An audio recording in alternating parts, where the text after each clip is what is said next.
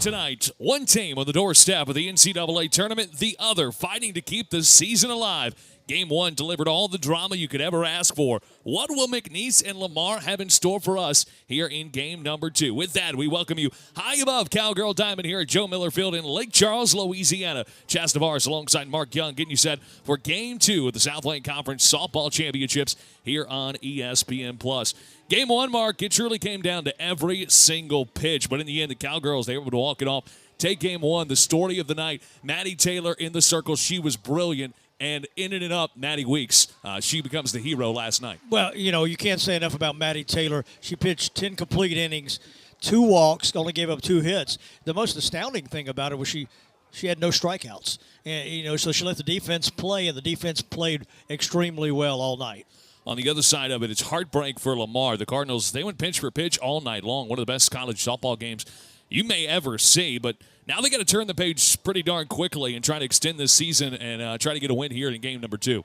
Yeah, some of the things they're going to have to do better tonight. They're going to have to get some base runners. They only got 4 base runners total last night. Two on a walk, one was erased on a double play. Then they've got 2 hits, 1 infield hit, and then one other besides that. So they're going to have to be more patient at the plate, go deeper in their accounts. They're going to have to get some base runners, and they're going to have to play clean on defense again. I mean, they're going to have to back up Reagan Smith. She's going to have to go deep again this tonight if they're going to win. McNeese trying to punch its ticket to the NCAA tournament. Lamar trying to survive and force a deciding game 3. We've got the starting lineups. First pitch of game 2 coming your way next from Lake Charles on ESPN+.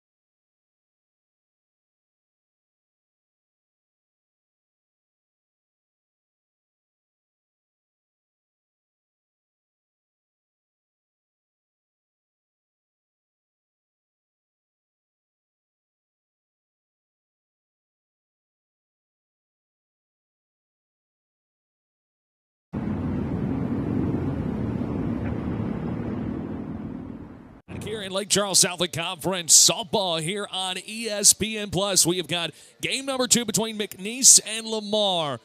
McNeese trying to punch their ticket to the NCAA tournament. Lamar trying to make a run at it here in game 2 and force a decisive game 3 as we take a look at the Cowgirls starting lineup. They'll face off against Reagan Smith. Cassidy Chance will lead things off. Very similar lineup to last night for James Langino.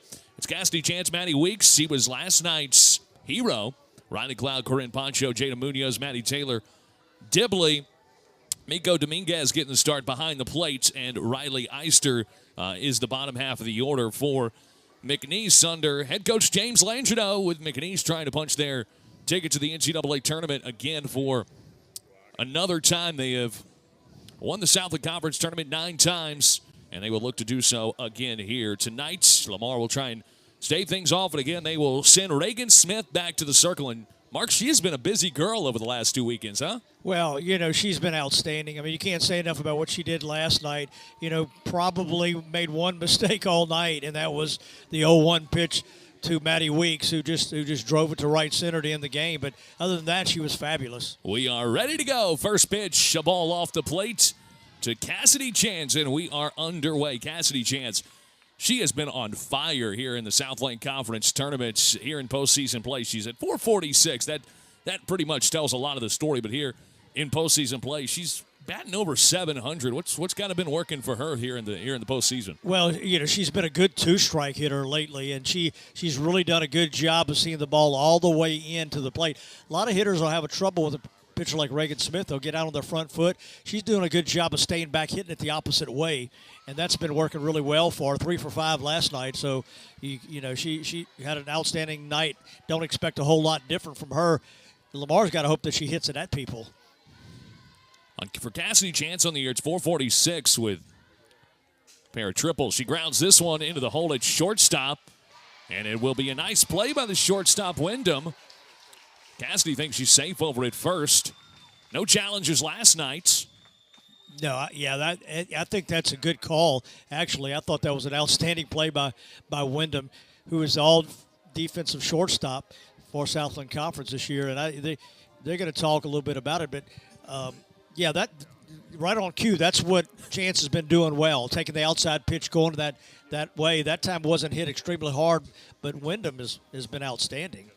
Wyndham, one of the best defensive shortstops in all of the Southland Conference. Immediately, look, last night we did not have one review.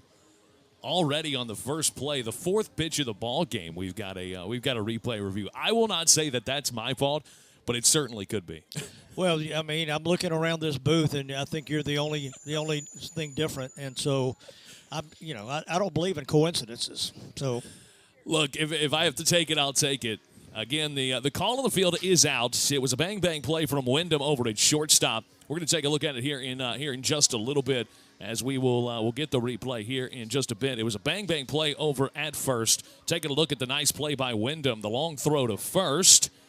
And she might be safe from that look at it. Yeah, you got to get the – yeah, I mean, it's there going to be enough to overturn the out call on the field. The ball is in the glove, right?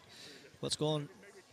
We'll check it out and see, and it's going to be extremely close. The accuracy on that throw is outstanding as well. Unbelievable, especially you see that. I mean, we talked about the play with Wyndham. She's been so good at shortstop. That left side of the infield has been so good. Hess made a couple of tremendous plays last night, but that one so deep in the hole at shortstop and accurately throw that ball on a rope over to first. And by that look, I think that call may stand, and she'll continue to be out. I don't know if there's going to be definitive evidence to overturn that one. Well, I agree with you, but I watched last night. We watched Roxy Thompson make plays in center field. We watched Hess make plays at third. Flores we saw at second. Wilson we saw pick some balls, and then you flip to the other side. Chance made some outstanding plays. Maddie Weeks has been on fire with the glove. Well, that was kind of the story of last night. Not only the pitching, but it was the defense. When you go 0-0 into the 10th, there's got to be some defense flashed in there too. There was. Riley Eisner made a tremendous catch in left field on a sinking line drive that looked like it caught her. Because last night we had our wind blowing in, as well as y'all did probably across campus at the baseball field. And that ball looked like it was sinking. She made a great play. I mean, Dibley has been amazing in center field all year. She just covers so much ground and makes everything look easy. But it was just a great game last night to watch from all aspects. And I was almost sad for Reagan Smith, but I was glad that the game ended by somebody coming up with a clutch hit and not necessarily a booted ball or a pass ball that just all of a sudden made the game cheap in the end. I like the drama that unfolded. Yeah, look, both teams had opportunities to score. You talk about Maddie Taylor not having many strikeouts, but on the other side, Reagan Smith, when you look at the box score, it's funny because McNeese, top half of the order, doesn't strike out a whole ton. Right. But the only 3 strikeouts in the game come from the top 3 spots in the McNeese lineup. Yeah, well, as the game went on, and one of those was a huge strikeout in the 10th inning of Cassidy Chance because there was a leadoff walk to Naja Fontenot. She was immediately pinch run for by Morellis, and then now you got Chance up in the debate was, she's so hot. Do you risk wasting her on a bunt, taking the bat out of her hands, and she got to 2-1, and she probably got a little too anxious, and then she got punched out on a 2-2 pitch, but that all set up everything for weeks. But other than that, you had 2 hits on one side, you had hits on the other side, 7, but none of those were scorched outside Maddie Weeks' ball to right center to end the game. We are under replay review right now. Again, this is a lengthy review. We saw the replay of it a little bit ago and just saw how close it was over there at first. A great play by the shortstop Wyndham there deep in the hole. Coach James Landreneau's out to visit with a pair of the umpires. We've got 4 of them on hand here tonight for the Southland Conference Tournament Championship. It looks like we do have a call. The 2 officials who are under the hood are out with a call. They'll relay some of that information. We'll get it to you here in just a bit. Maybe we won't. And in this case, it may mean the... Oh, now we're going to get the call.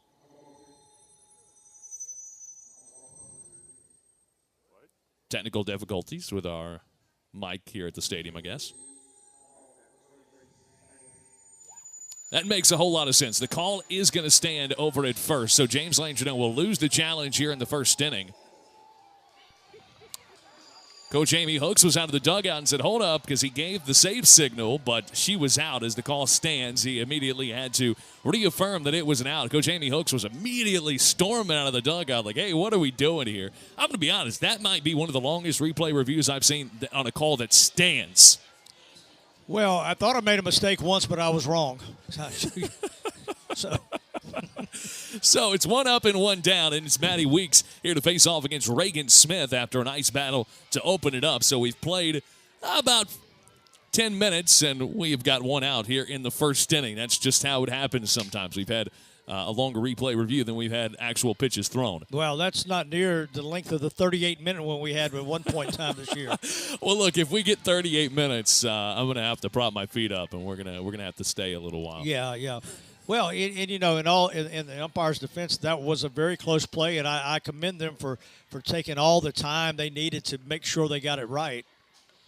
Oh, hot shot. That one off the leg of James Landreneau. He's going to play that one off like a cool guy, but that one hurt. Yeah. You look at him, he favors that left leg. That one's going to leave a mark there, Mark. I think I think that one caught him flush. I mean, the first thing to go are the reflexes, and to act like a cool guy, huh? Oh gosh, don't show that it hurts. Yeah, no, I'm past that point. Yeah, I stub my toe in the middle of the night. Everybody's going to know about it. Ball and 2 strikes here on Maddie Weeks. Grounder off the glove of Smith, coming in and charging his Hess. She will not have a play at first. And that one right back to the pitcher. Smith had hit off her glove. Hess really had no shot at it over at first, and Maddie Weeks will reach safely over at first. Yeah, in the game of inches last night, there was a ball that was rocketed off of Smith, and that would bounce toward first base, so it made it a little bit easier play as she got over there off of her leg. And similar to the one that hit Coach Landreneau. So Cowgirls with a runner aboard at first as we're just underway. Our home plate umpire with a couple of words to Riley Cloud, the right fielder, getting ready to dig in. Reagan Smith comes home with the first pitch, and it misses upstairs. 1-0. Our umpires here today, it's Lyndon Baptiste behind the plate, David Woodley over at first with Rogers Matthews over at second, Nikos Williams over on the hot corner at third. Ball and no strikes here to Riley Cloud, who fouls that one off to even it up at 1 ball and 1 strike. Yeah, one of the things, Cowgirls attempted 1 steal last night and got thrown out at second base. I really think that's something they would not necessarily steals in the running game, but get their running game down. First to third on balls. Taking an extra base on the hits to the outfield, things of that nature. I think they would really like to start being aggressive on the base pass, but you can have some base runners first. That is the key. Not many of those last night. Here's a ball skied out to center. It's Roxy Thompson who made a couple of really nice plays out there in center. She'll make an easier one to start here tonight, and there's 2 outs. Yeah, that one was off the end of the bat. That's one thing Smith does really good. She throws the curveball, starts it out in the middle, and it starts running away from the bat. So you think you've got the ball in straight pull mode, and all of a sudden you cap it, and you don't get a whole lot on it. And that's kind of that's happened with her. Corinne Poncho, she can leave the yard at any time for the Cowgirls. She takes the ball upstairs. Yeah, I thought Poncho swung the bat fairly well last night. She just didn't get a whole lot to show for it. Corinne Poncho 0 for 2 last night. Did have a pair of walks. She was left on base both times. Takes a pitch inside, but a strike called to even it up at 1-1. Reagan Smith, the senior out of Santa Fe, Texas, went to Santa Fe High School, the 5'11 righty. And she has been really good over the last 2 weekends. To go in there to Southeastern and beat the 1 seed and to turn around and pitch like she did last night. You mentioned it a little bit earlier. You were heartbroken for her just because how well she had pitched in that game. Well, we had mentioned it about, I think, probably the 8th or 9th inning, that it was going to be a shame that one of these pitchers was going to lose. We weren't sure who it was, but we knew somebody had to lose eventually. But Maddie Taylor was just outstanding. I mean, she probably was a little bit better all night than Reagan Smith. Not much, but just enough. She was a little bit better, only giving up 2 hits all night. And only facing 4 over the minimum in 10 innings. 2 balls and 2 strikes. Chance to tally up an early K. Reagan Smith comes home with it. Fouled off, just staying alive as Poncho tried to go upstairs with it a bit. You can see it was Maddie Weeks off and running with the pitch with 2 outs and 2 strikes. Yeah, Smith is not overpowering. She goes 61. She got up to about 62, 63 on a couple balls, on the rise balls last night, but mostly 60, 61. But it's the movement that she has and the location she puts together. Poncho grounds this one inside of the bag and fair out there inside of the third base bag. The runner will slide into third. And Corinne Poncho wasn't sure if that ball was fair or foul down there in the left field line. James Langino was the one who gave us the sign at third. And it'll be second and third here for the Cowgirls with 2 outs and a good piece of 2-strike hitting for Corinne Poncho. Yeah, excellent job. And now that first play of the game looms really large now, because that could have potentially been a big first inning. And just a little bit inside the base, Poncho, like I said, hit the ball. If I'm not mistaken, and I could be wrong, but I think she's the one that hit it off of Reagan Smith's leg last night. So she's hit the ball well, but nothing to show for it. It's another day. Jada Munoz now with an early chance for the Cowgirls. Multiple times did both Lamar and McNeese have runners aboard. With less than 2 outs, just could not capitalize in game 1 of this series. Cowgirls with an early chance here to knock in a run or 2. Pitch to Munoz. Beauty in for a strike. And immediately after the double, she gets ahead on Jada Munoz at 0-2. Yeah, grinding down and throwing that pitch to the outer part of the plate, starting in the middle and running it away. Munoz is going to have to stay in tight right there and try to hit it right back up the middle. Early big pitch in the game. 0-2 here to Munoz. Popped up but out of play. Mentioned that first play. Again, it was a great play to start off the game, the first out by Wyndham when we went under replay for so long. Had that call been overturned or went the opposite way, Cowgirls would have really been in business. You're fortunate if you're the Cardinals. 0-2 once again. Grounder, this is right at Wyndham. The shortstop bobbles it, comes up to first, and it is going to be in time, and that will do it. Cowgirls threaten but can't push anything across. The Cardinals able to get out of an early situation with no runs across for the Cowgirls. To the bottom half of the first inning, it's game 1 of Southland Conference softball here on ESPN+.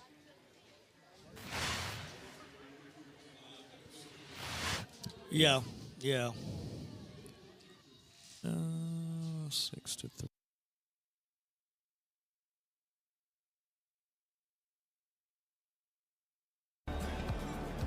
And right on the table. In my Louisiana, the trail less traveled is endless. When you find your Louisiana, you feed your soul. Looking for cleaner energy? Propane is energy for everyone. propane water heaters are very cost efficient. And the savings are even greater with a tankless propane water heater. We all know that Louisiana propane is a safe and environmentally friendly fuel. So why not go green while you save some green? I'm Miss Louisiana, Gabrielle McLeod, and for more information, visit louisianapropane.com.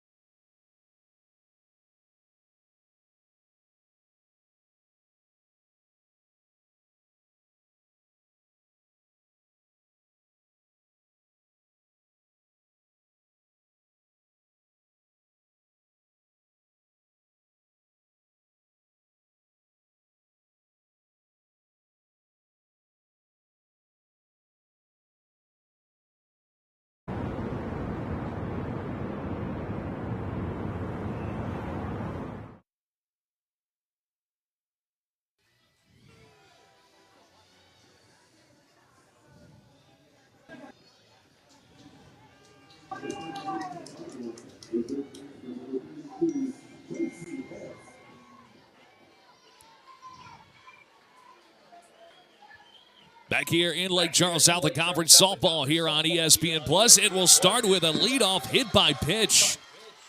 We'll start it off as Gracie Hess. The first pitch, Brooklyn Taylor delivers.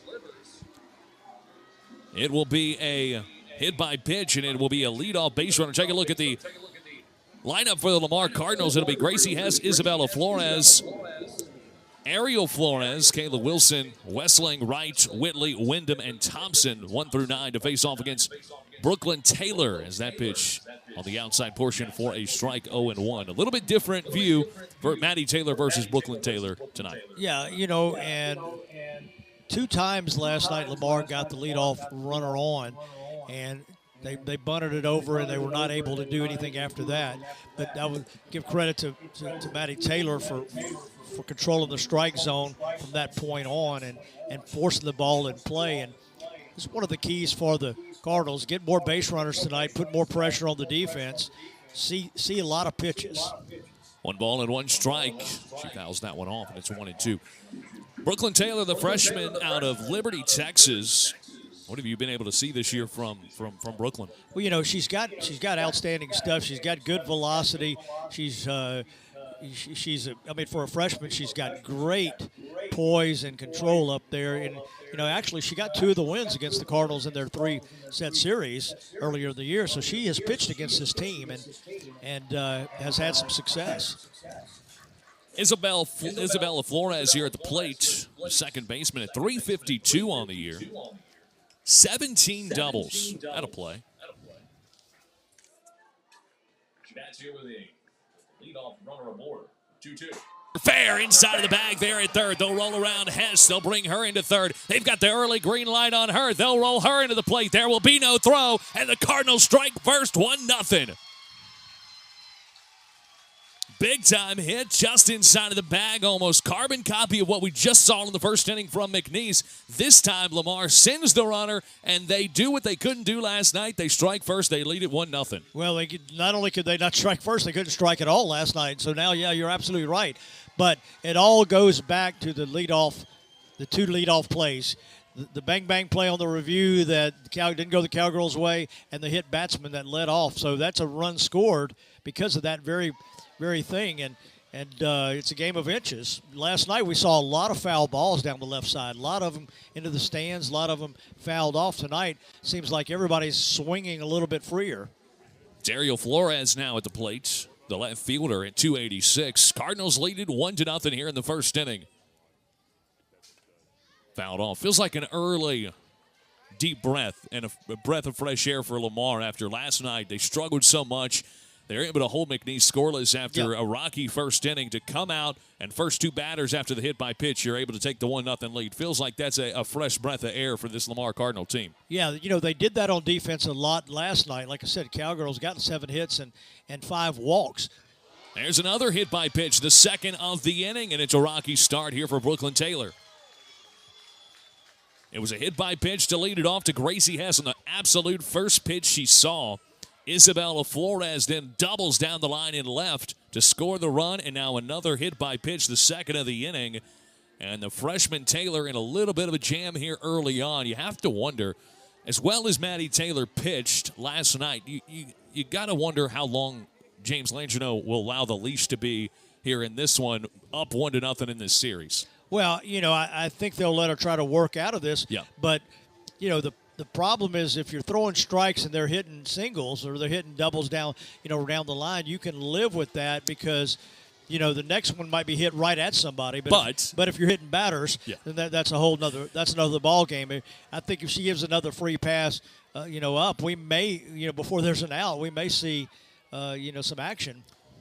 So 2 runners aboard and an early chance to strike for a big inning here in the first, and it's a foul ball. Trying to bunt it was Kayla Wilson at 318 on the year. Wilson has 9 homers. Well, and I think this shows you how confident they are in Reagan Smith. If they're going to try to bunt their power hitter in the 4-hole and try to get her. Trying to push the runner over. It's a bunt to third, and it's a nice play by Jada Munoz over there. They do push the runners over to second and third. Yeah, the bunt came so hard, they had her at third base. If they want to turn and just lob it over there, they've got an easy force out at third base. They never even considered it. They wanted the one out, and they've got it. Now the infield will be in. And for Samara Leigh Wessling at 313 on the season. Mentioned that the infield's going to be in. Second and third and less than 2 outs here for Lamar. Pitch inside for a ball, 1-0. Yeah, Taylor's trying to work inside. That's the control there has not been that great. That's why she's hit a couple batters. Wessling hit about one of the base hits in the second inning last night, an infield single, and hit one of the balls in the outfield. She was 1 for 3 last night. That one's inside, and it's 2-0 now. Both of those pitches, as you mentioned, inside. All of her misses have been on the inside portion. Yeah, she really, everything has been inside or it's been put in play. Right.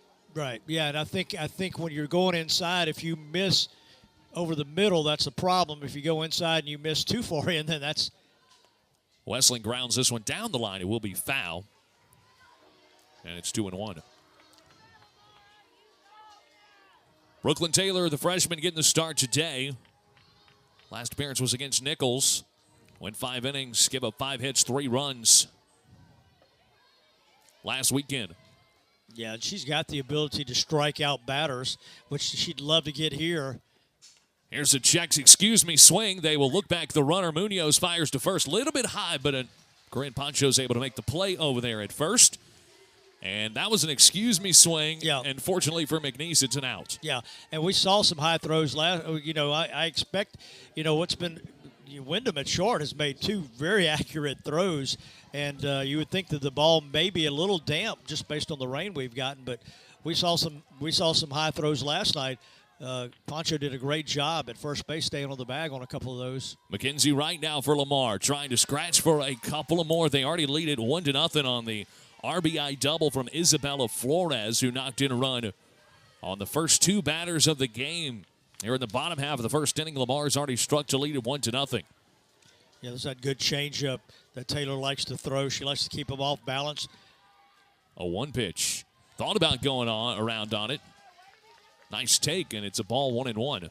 Yeah, a little bit more velocity. Kind of, you see the difference. She can get it up to 63. She's got decent velocity, and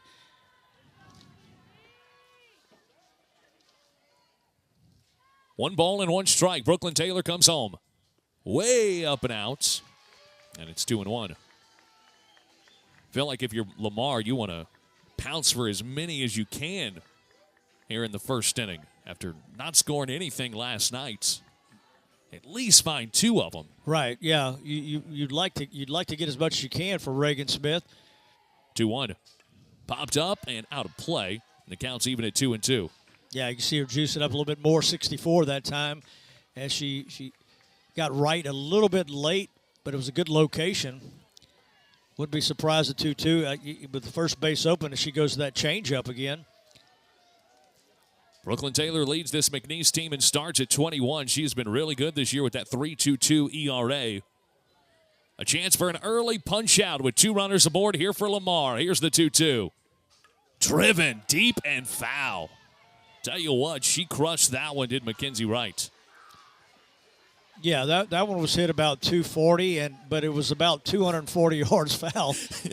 that thing cleared everything. And, we saw a lot of that last night, too, because both pitchers worked the inside very, very well. Taylor comes home to right. Swing once again, and she misses it. Lamar's going to get another run. Taylor tried to field it on the run to toss to Poncho, couldn't field it. And Lamar gets another run. They lead it 2-0, and a big run at that here for the Cardinals in the first inning. Yeah, absolutely, yeah. And she just kind of, just overran it, and she had plenty of time because it was a big swing and Wright running out of the box very far. She had plenty of time, and she just goes over there and squeezes it, and she'll take her time, but she kind of tried to run through the ball, and when she ran through it, it just kind of got through her glove. And so Mackenzie Wright will be aboard at first, and it'll be Riley Whiteley. Whitley, 253 on the year with 3 homers. Still runners on the corners here for the Cardinals. Brooklyn Taylor already 21 pitches deep here in the first inning. Yeah, we'll see if the Cardinals decide to do anything here first and third, if they try to run any kind of game and get that third run in. Pitch on the outside portion. Called strike from our home plate umpire. Yeah, 65. You could see the velocity steadily going up as she's getting loose. Runners on the corners and 2 runs already in here in the first inning for the Cardinals. They're looking for more. 0-1. Driven. That's down in right field. They'll score another. RBI knock for Riley Whitley, who comes through, and the Cardinals lead at 3-0. Yeah, 0-1, and that pitch was gutted right down the middle, and what a good swing she put on that one. And so far they've had good swings, but this is just a tremendous response from Lamar after a heartbreaking loss last night. Well, and I think this comes off the tail of that first defensive inning with, it's like, okay, here come the Cowgirls in the first inning. They're going to put something on us. And look, the Cowgirls had every a chance just to do this right here, to do exactly what the Lamar did. You go back to that first inning, and it was the play at short that we went into replay for. McNeese had a couple of runners on, just could not find that big hit in the first inning, and we could add a 5 spot between the 2 of them here in the first. Yeah, and I think that gave them the confidence saying, okay, we got out of this again. And, of course, the first pitch hit batter, I think, just changed the whole complexion of anything because they only had two leadoff base runners last night in the whole entire game of 10 innings. And to get one right off the bat in the first inning is tremendous. Cowgirls make a call to the bullpen. Cadence Williams is going to be into the ball game, the sophomore out of Dickinson, Texas. Williams is thrown into action here in the first inning to try and get out of this. It'll be her 25th appearance on the year for Cadence. She's 3-1 with a 5.76 ERA, 37 2/3 innings pitched, giving up 59 hits, 31 earned runs, 16 walks, 22 strikeouts. It's again that walk-to-strikeout ratio that you kind of look at once again for Cadence Williams. She's given up 9 doubles and 7 homers. Opponents are batting right at .351 against Cadence Williams, who will try and find a way to wiggle out of this one. Lamar already with a crooked number. They lead it 3-0 here in the bottom half of the first inning. Again, Lamar is the home team today. Tomorrow they will flip a coin to see who is the home team in Game 3 if we get there. Lamar will have to try and hold on to this one, but an early 3-0 lead. Popped up on the right side. First pitch, she gets her to pop up, and Poncho takes care of it. Not before Lamar. They're able to strike for a big first inning. 3-0. A couple of hit-by pitches. They get 3 runs on 2 hits. They leave a pair aboard. Cardinals lead at 3-0 into 1 here in Lake Charles. Southland Conference Championships on ESPN+.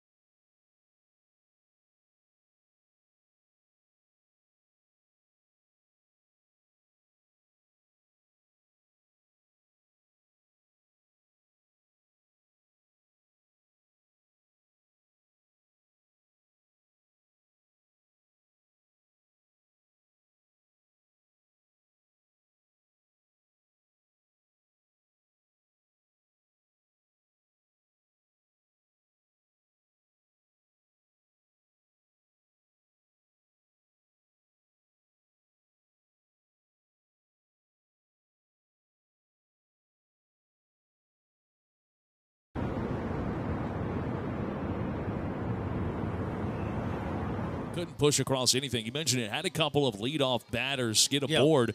Weren't able to get the big hit. They were able to get a leadoff batter aboard thanks to a couple of hit by pitches, forced errors from McNeese. But Lamar, big spot to strike early in this one. Well, that's going to give, them so much more confidence Yep. because they feel like, that's a lot of runs. For Reagan Smith on the mound.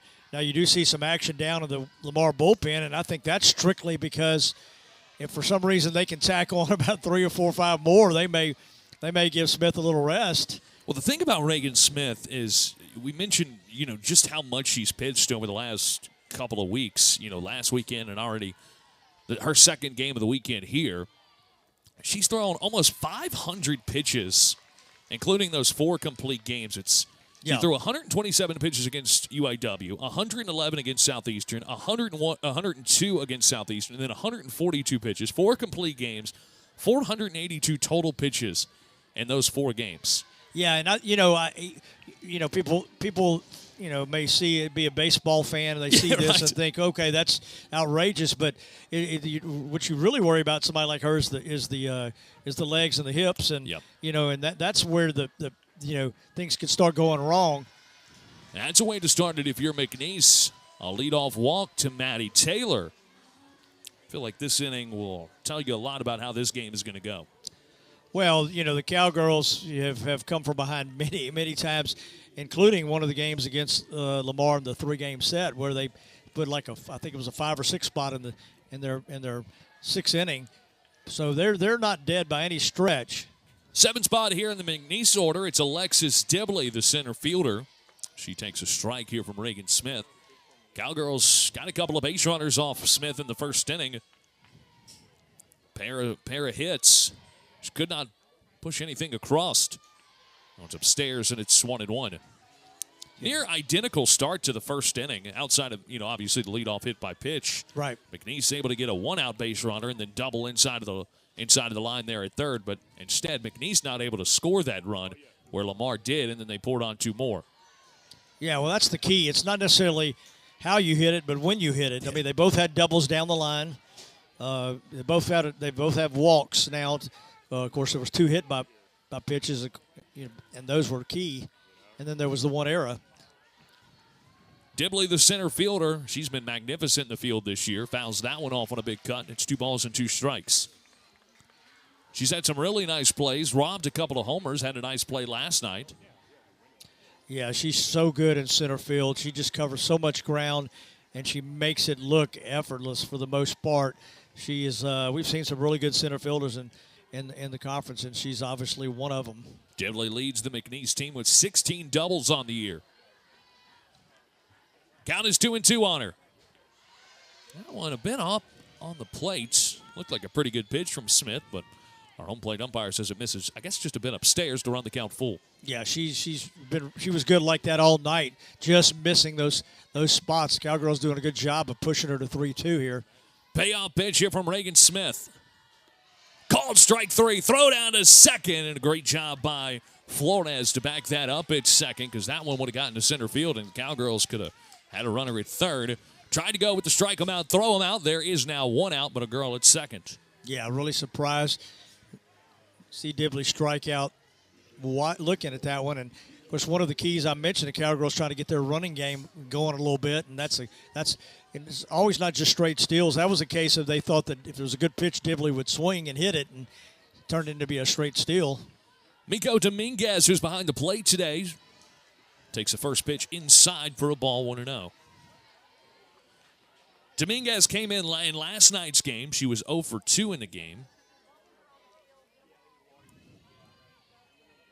Left on base 1 time. 1-0. Inside, that's a pretty pitch. Yeah. Well, one of the things about Smith, I think you have to realize that at some point in time, if she gets behind, she's going to come back with a strike, and you've got to be prepared to hit the one that you want to hit, not necessarily the one she wants you to hit. Counts even at 1-1. That one off the plate. 2 balls and a strike. Reagan Smith on the year. 31st appearance of the year. She's made 24 starts. She's got a 3.15 ERA and 146 and 2/3 innings pitched, giving up 146 hits, 66 runs, 81 strikeouts. Here's a grounder right at the shortstop. She can't handle it. Throw to first. Does she still get her? No, they say she's safe over at first. Wyndham, that's the second time we've seen her bob a little bit of a ball, have trouble picking it up off the turf. Now, is that part of a little bit of a wet ball, wet play and surface? Well, I think it is. I don't think the ball is bounding as high as it normally does when it's dry. I think it's staying down a little bit. I think you saw that on a couple of hers. What I am surprised at is that it looked like she sat back a little bit, and I don't know if Maddie Taylor running in front of her caused a little bit of an issue or what. But whatever it is, that's going to be an error, and that's kind of what the Cowgirls, that's part of the running game. You still second.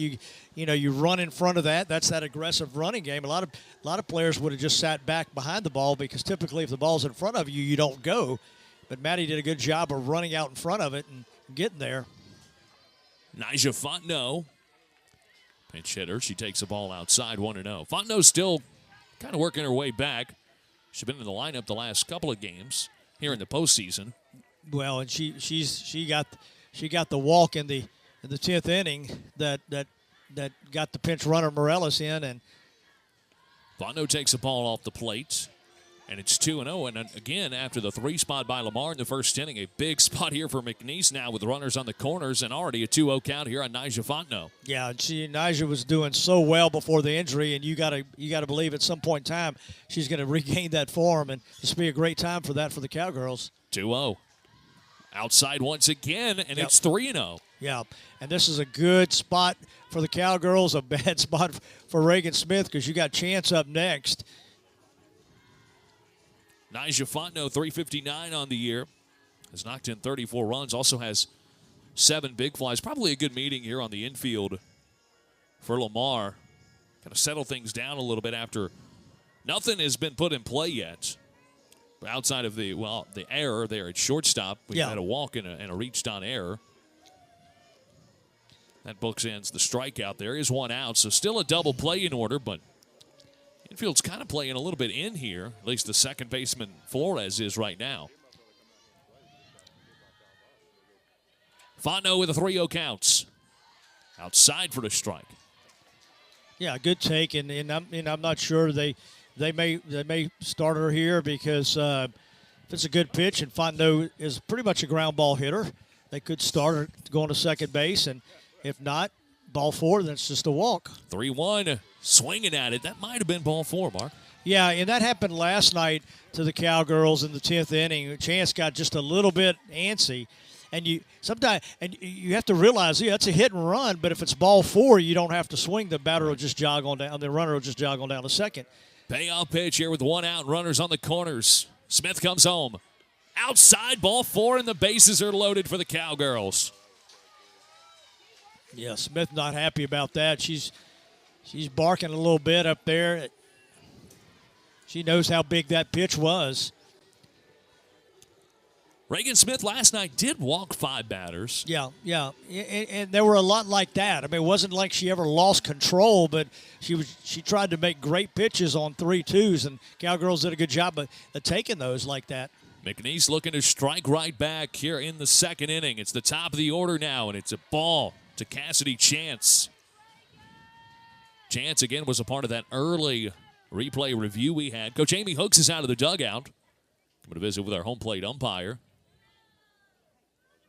Again, there has been action, as Mark said, in that Lamar bullpen already. That is probably out of a precaution, and like you said, in case they get up a couple of runs. Well, yeah, I think that was because, hey, we scored 3. We're going to score a lot more tonight, and we might get a chance to get 7, 6, 7 and get her out of the game. And then, if I'm sorry I did that, guys. I really hate that I was a part of that at all. The kids go crazy. It was 6, 7, yeah, okay. But what I was going to say, you didn't expect the old man to get that one up. Well, no, I really didn't. Yeah, so out of all the crowd in here in the ballpark, I thought this crowd would not do it, but because you could always bring her back in. Well, let's be real. There's an older crowd outside, and they're all using bubble machines. So I don't know what classifies as a childish crowd or not. I thought the bubbles were a concerted effort to fight off the love bugs, but apparently that they went away with the rain. Well, so you need like you need Mortal Kombat to fight off love bugs here in South Louisiana this time of year. Yeah, it's Plesia neartica is actual the scientific name there. Yeah, I'm not. This is the longest. Well, there's a lot that's happened because Coach Amy Hooks came out and visited with our home plate umpire. Then we had one of the Lamar Cardinals go into the dugout. She's now back. Now our umpires are visiting. Now Coach Amy Hooks is going back to the dugout. Whatever it was, we've got it squared away. Well, I don't know if she was questioning the lineup because Nyjah Fontenot came in the game, and she batted for Riley Eister. Yeah, and I don't know if maybe she didn't think it got reported. I have no idea what that was long. That was very strange. Regardless, it's the top of the order, and Cassidy Chance, she's got a 1-ball, no-strike count on her. Infield is in. Another ball outside, and it's 2-0 here on the top spotty Cassidy Chance. And just to tell you how good Cassidy Chance has been this year, again, you talk about, she's got a .446 batting average, which, my goodness, is incredible. But Cassidy Chance, 10 for 14 here in the postseason. She watches a ball off the plate. Oh, a called strike. Yeah. Late call, and it's 2-1. Yeah, and I'll tell you this, because the infield is slightly in, if Chance hits another one like she did the last time, that's going to get through the infield because they're in a little tighter here, and there's not as much room. 2-1. Slap right at the third baseman. She tags the bag. Hess flashing leather once again tonight to get the Cardinals out of the inning. Oh, what a play. That is how you hold the lead. We go to the bottom of the second. Cardinals still lead at 3-0 here in Lake Charles.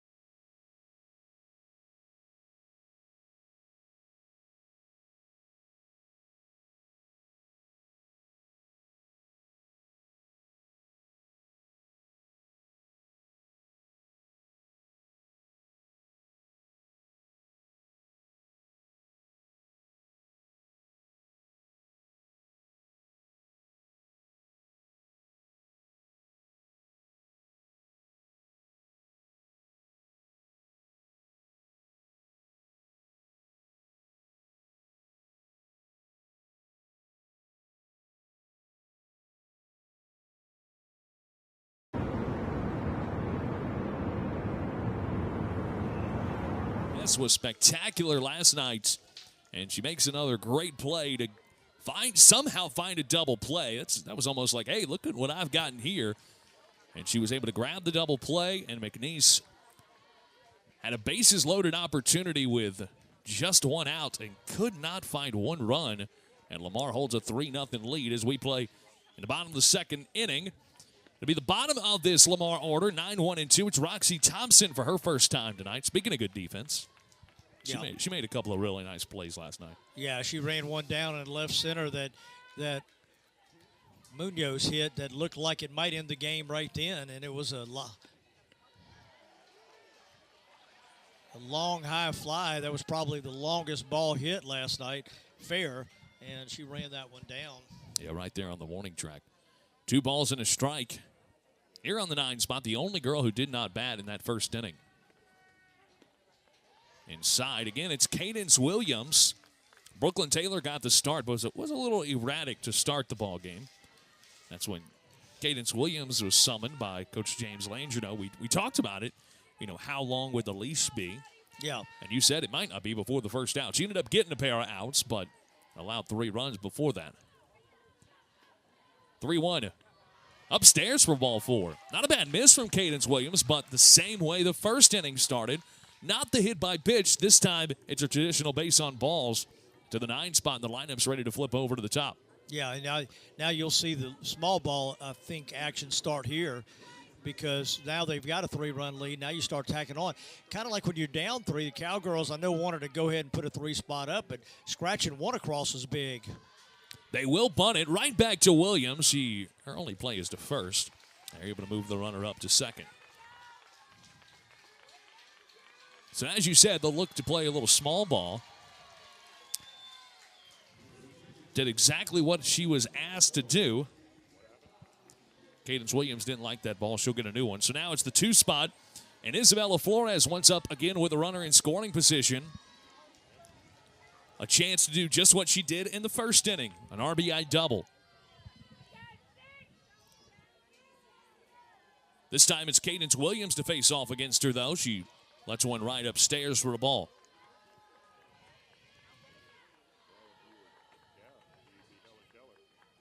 Flores again, who has been spectacular this year. Southland Conference Freshman of the Year. That one also misses. Oh, called strike. And it's 1-1.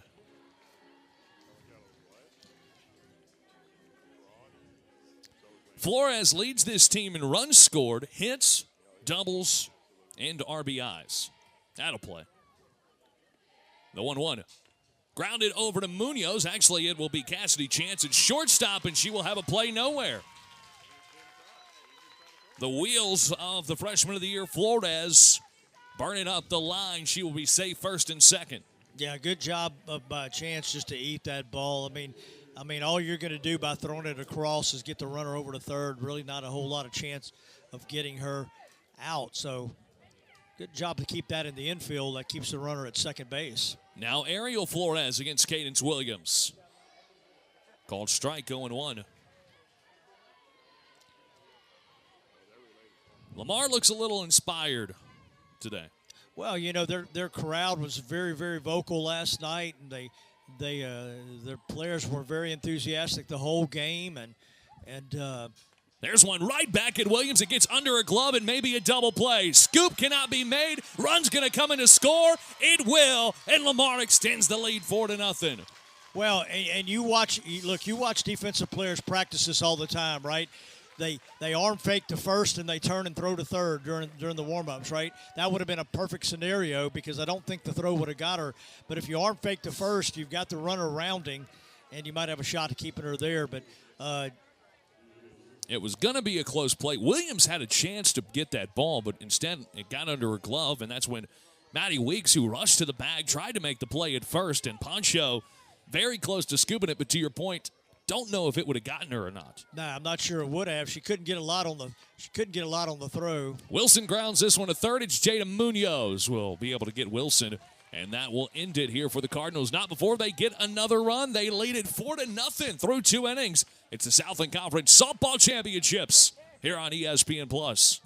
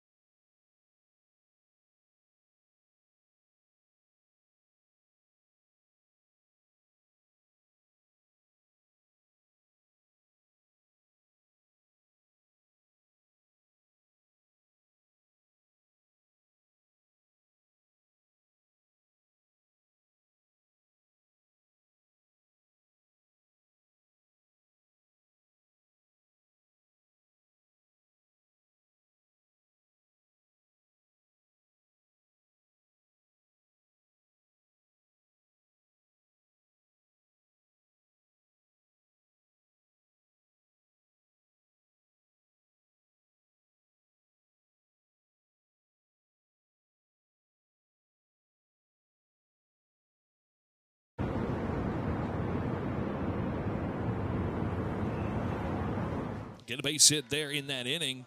The infield hits by Isabella Flores, but they scratch across another one.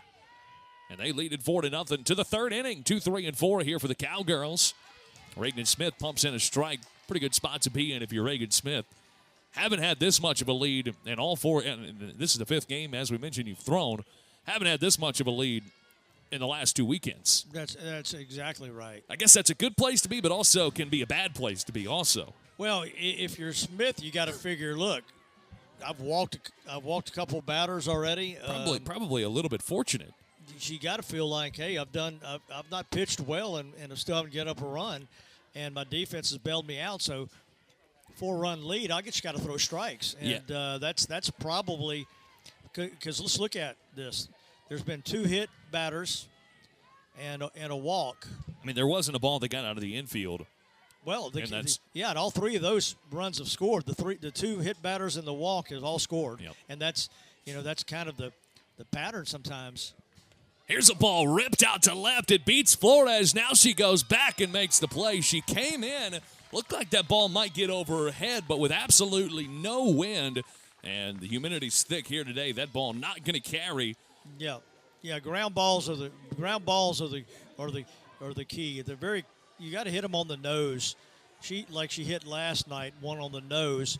But the balls are not carrying out of here. Now I'm not saying you can't hit one out, but it's not like it's been all year. Riley Cloud now in the 3 spot takes a ball low. Yeah, especially to your point, especially not on a night like tonight. That's Again, right. It's been raining. Yeah. The wind's not blowing at all. Last night it was at least blowing, in and to right, but yeah, we haven't seen left fielders play this shallow against the Cowgirls all year, and they've still been able to get back and get everything. Cloud takes a pitch on the inside. That looked like a pretty good pitch from Reagan Smith. Yeah. Well, but let's look at what Smith has done now. She's thrown 5 pitches this inning, only 1 strike. And, that's something the Cowgirls may want to look at in their approach up there. How many pitches can we make her throw? Pitch inside. Again, not a bad pitch. I think you're right there. You saw him early attacking, first, second pitch in that first and second inning. Yeah, we had a 2-0 swing, and now we're a 3-0. And you're trying to get a run. You're trying to get on the board. That pitch is inside for ball 4. Yeah, the 3rd walk already issued by Smith. Cowgirls have had base runners all evening. And this Smith is playing with, fire. If nothing else, just look at your counterpart in the 3 passes they've given and what has happened to those. Corinne Pancho, 9 homers on the year. She's 1 for 1, had that double inside of the bag at 3rd in the first inning, where the Cowgirls had it 2nd and 3rd. But again, not able to push anything across. They've had runners aboard, that's for sure. 2 runners on in the first. They had the bases loaded and 1 out in the second. And it's a walk here in the 3rd inning to have a base runner here. 0-1 pitch to Pancho. And it hits her. 1st and 2nd here for the Cowgirls. They'll come out and challenge this. Well, look, I know it. And he's calling for help over already without Coach Hooks having to come out there. And to me, it looked like she kind of leaned into it a little bit. Well, there's some leeway there. If you're swinging the bat and your elbow starts forward, if the ball is in your batter's box, that's one thing. If your elbow's over the plate, that's the other thing. Now they got to decide which one that was. We don't have the greatest angle right here. So they will take a chat about it. That's right. We'll see what they decide. Coach Amy Hooks immediately was out to talk about it. Looks like they're going to bring in both Coach Hooks and Coach Landreneau. Get Coach Landreneau over. Yeah, I don't know that you normally bring both coaches over to talk about this. A little bit strange. It's either a hit batter or it's not a hit batter. If you want to challenge, we'll go back, I guess, and review it. And whatever it is, Coach Hooks is not happy. Yeah, she's the one that's a little aggravated. Coach Landreneau went to turn around and walk away. Our home plate umpire is still visiting. Well, and I'm watching the party in the dugout. Lamar's. So they will leave her at first on the hit by pitch. Again, Coach Amy Hooks was not happy with our home plate umpire, Lyndon Baptiste. First and second here with one out. And the other part of it is Poncho kind of stands almost directly on top of the plate. Yeah, you know, there's not but a short amount of space between that first line and the plate. So I mean, it's not inconceivable. Way outside on the first pitch. So we've looked now at 8 pitches this inning. One has been swung upon, and the other 8 have not been strikes. Well, you mentioned last night it was a lot of 3-2 counts. She never kind of lost command. It's kind of the opposite of that right here in this inning. McNeese has made her work a little bit, and she's kind of been all over the place. You've seen some misses that have been really big. You know, sometimes as a pitcher, you know, you get a little bit of lead and you stop grinding as hard. You know, I'm not saying that's happened here. I'm just saying sometimes, you know, when you can't afford, you kind of really, you know, bow your neck a little bit. And I'm not sure if that's the case here. Maybe it's fatigue or maybe it's, you know, wet ball. Who knows? Jada Munoz here at the plate. She's watching. It's called strike. Yeah. Good pitch. Yeah. And you know, Munoz has been a good RBI batter for the last couple of years. Led the league last year in RBIs. On the outside, that looked like a good one, but it misses. Yeah. And it's now 2 balls and a strike. Yeah, and I think you're going to see a good pitch to hit here. She's not going to want to go to 3-1, you know, having walked 2 batters already. So look for Munoz to have something to swing at here. 2-1. And that she was crunches it. Yeah, she that ball absolutely is did. way out of here, and it's a 1-run game. Jada Munoz with the big fly for her 9th homer of the year.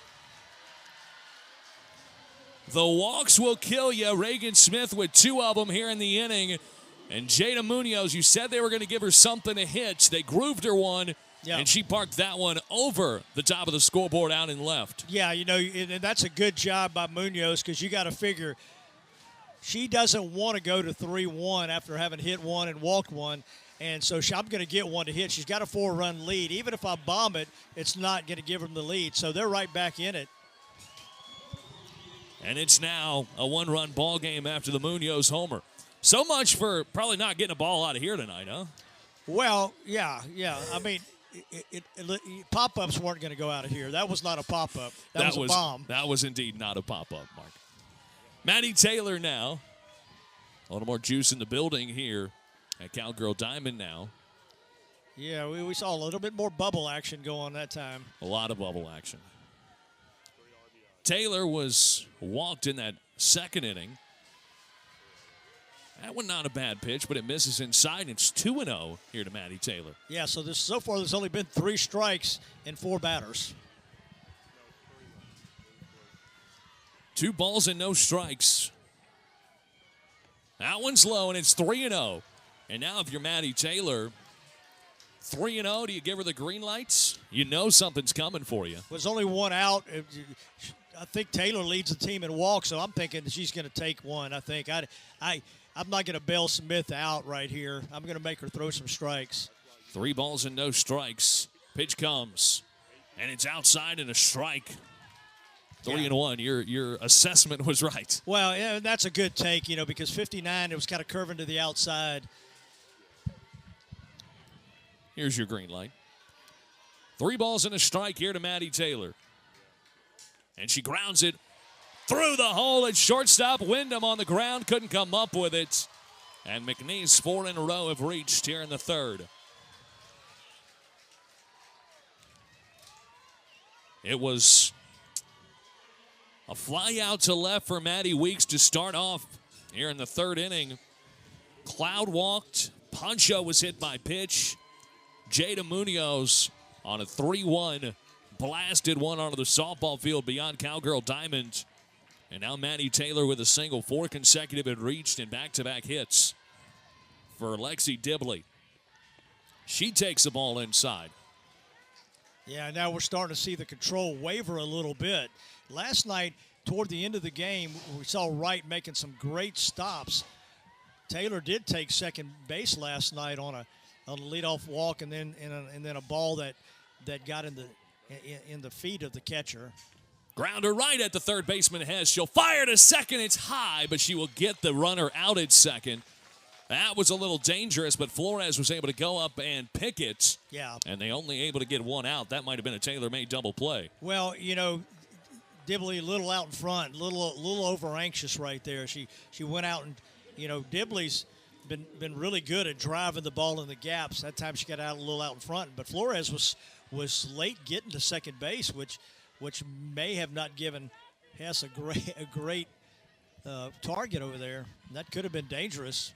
Miko Dominguez now inside 1-0.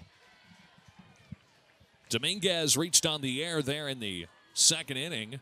Was left stranded at second again when McNeese had the bases loaded and could convert. She's at 329 on the year, looking for her first big fly. Reagan Smith with the 1-0. Outside, a nice pitch. Yeah. That pitch has given the Cowgirls trouble in the last two nights. That kind of curveball that still has a little velocity at 58, 59, but it tails away from the right-hander. The 1-1 inside and low. Again, she's like that inside portion tonight. Yeah. Last night she hit it a lot and she coaxed a lot of foul balls out of play over here. We've seen early on, I think in the first inning or so, she was getting that inside corner pitch. Since then, she really hasn't. The 2-1. Grounder right at the shortstop. Wyndham will flip to second to Flores, and that'll do it. Cardinals get out of the inning. Not before the big fly from Jada Munoz, her 9th homer of the year. Makes it a one-run ball game. Cardinals still lead it by 1 as we go to the bottom of the third here on ESPN+. Credit Union One offers everything you need to get the most out of your accounts every day. With digital banking, you can pay bills online, set up personalized budgeting tools, easily transfer money between accounts, and more. Plus, you can get paid up to 2 days sooner when you set up direct deposit. Get started at cu1.com. Navarre Honda's all-new state-of-the-art dealership is now open. And when you lease any new Navarre Honda, all you pay for is gas. That's it. Plus, every new Navarre Honda comes with Navarre's lifetime powertrain warranty and $10,000 in trade protection with Value Shield at Navarre Honda in Lake Charles. I'm Gabrielle McLeod on behalf of the Louisiana Propane Dealers. I have spent hundreds of hours preparing for scholarship competitions. That preparation paid off when I won the Fitness and Talent Awards along with the title of Miss Louisiana. The Louisiana Propane Dealers are also pretty talented and want you to be prepared for when the power goes out. Visit louisianapropane.com to find out about propane generators and other safety tips. Louisiana Propane, it truly is the fuel for our future.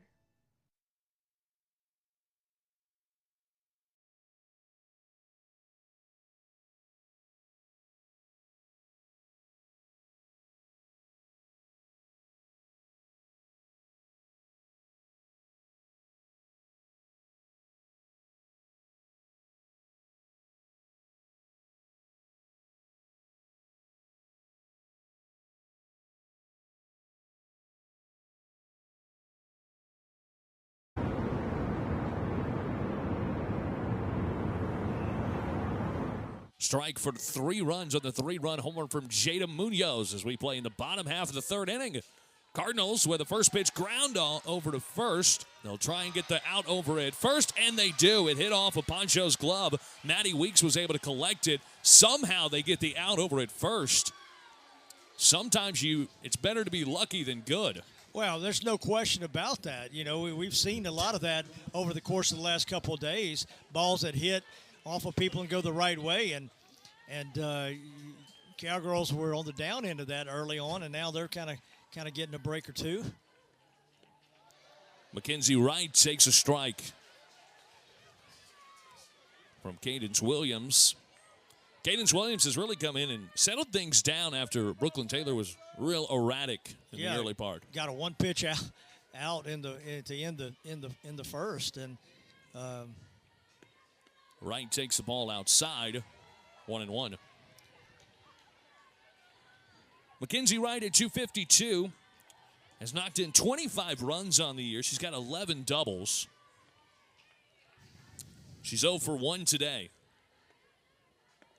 Swings through that one. That was a big cut. Yeah, that ball was way inside. I thought it might hit her at one point. That's the pitch we talked about last night. Both teams were throwing, and both teams were taking rips at it, and they were hammering them foul on top of the bathrooms and onto the street behind us.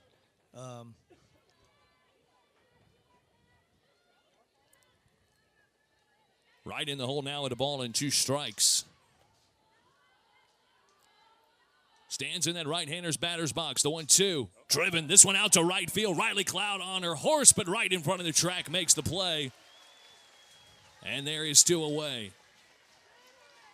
Yeah, hit pretty well, but that was a good pitch as Williams got it outside, and just enough outside where she couldn't get all of her power in it.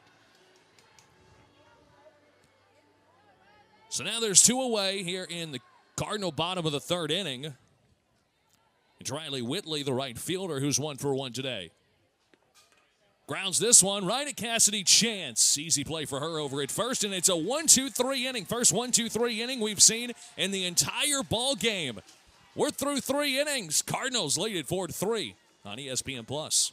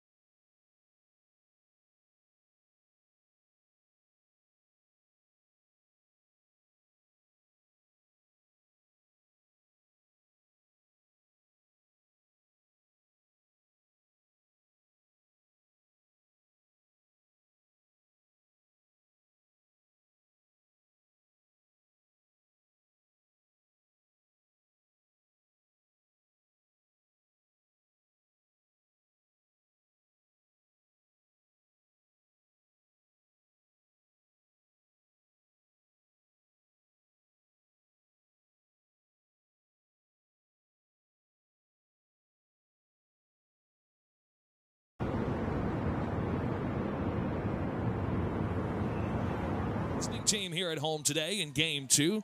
Lamar is the home team. Cardinals with a 1-run lead. They led it 4-0. But McNeese able to scratch for 3 runs on the long ball from Jada Munoz. A 3-run moonshot to left field in that 3rd inning from Munoz. Nyjah Fontenot. She takes a strike. I feel like this is a really big inning for Reagan Smith. Well, yeah, she's got to get her settled down, and look, she's facing the Fontenot in the top of the order, so this is a big inning for her. Pops this one up left side. Going to be a tricky play for Wyndham, who's over near the line to make the play, and it's 1 up and 1 down. Not only for where she's at in the lineup, but you really feel like you want to try and get a little bit of momentum back because McNeese right now feels like they've got a lot of old Mo on their side after the homer, the first 3 up, 3 down inning. A chance to go out and go 1-2-3, match what Cadence Williams did. Feels like a kind of a big spot after you felt a little wild the last 2 innings. Yeah, and the momentum, you see the body language of the 2 teams has kind of changed a little bit as they ran in and ran back out. Top of the order now for McNeese. Cassidy Chance takes the ball off the plate. 1-0. Cassidy has been retired twice today. She is not used to this. Yeah, she hit one in the double. You think how close the Cowgirls have come to scoring more, and there's a double play with the bases loaded, 1 out. Pitch off the plate. Yep. It's 2-0. Chance has been able to work a couple of 3-ball counts. But again, nothing to show for it. That hard hit ball right at the 3rd baseman when she lined into that double play. 2-0.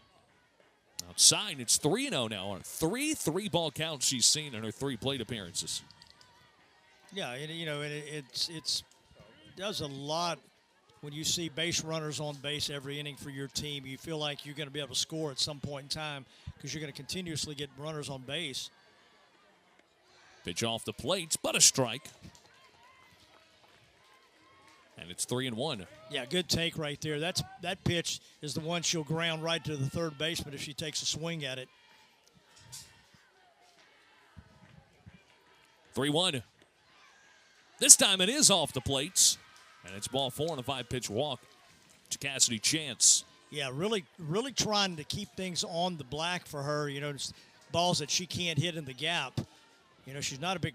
Feels like all 30 times that Cassidy Chance has been up, she's tried to nibble a little bit. Yeah, she has nibbled and got her to swing at the pitches she wanted to. The first time it was a pretty good swing by Cassidy, but she's just really trying to keep her from being able to gap that ball to left center. Maddie Weeks, last night's hero, with the walk-off RBI double. Takes a first pitch strike, 0-1. Yeah, she needs to look at that pitch again and do the same thing. Stay inside of it, drive the ball opposite, and that's what she did last night. Drives that one deep to left. Back on it is Flores. It is foul. Oh, is it gone? It's foul. That looked foul to me. And our third base umpire immediately ruled it foul. That ball was crushed, but it was maybe about 2 feet outside of that free chicken pole out there and left. Foul. I think I would have enjoyed watching if we get free chicken up in the booth, I would have enjoyed getting that off the pole. I don't care who it is. Free chicken for you, free chicken for me, free chicken for everybody. Regardless, it's just a long strike, 0-2, and a big pitch. She's going to go back outside to her. Yeah, that's where she got the first strike, and that's where she's had success against the Cowgirls, being aggressive and rolling over some balls. I don't know if she'll try to come back inside after seeing that. Ball and 2 strikes.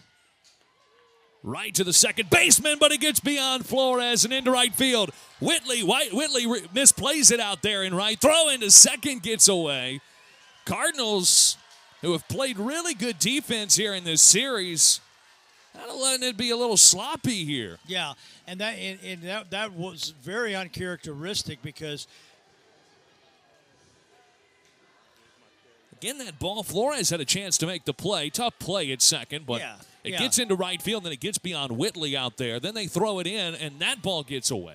Well, Chance was not going to third on the ball. She was not going to third. She was there, so all the right fielder, because she had to hesitate to make sure it wasn't caught in the air at second base. So all she had to do in right field was just, put her knee down and stay in front of it, and she would have been fine. Now the Cowgirls have something going again. Hey, Lamar wants to go out and have a visit in the circle. Calm things down just a little bit. It feels like it's gotten a little bit hectic here for the Cardinals. Yeah, and I'm not sure. They're talking to the catcher, I guess, and talking to Smith. The defense is just kind of hanging out. Nobody's really working in the bullpen over there, but there are people looking.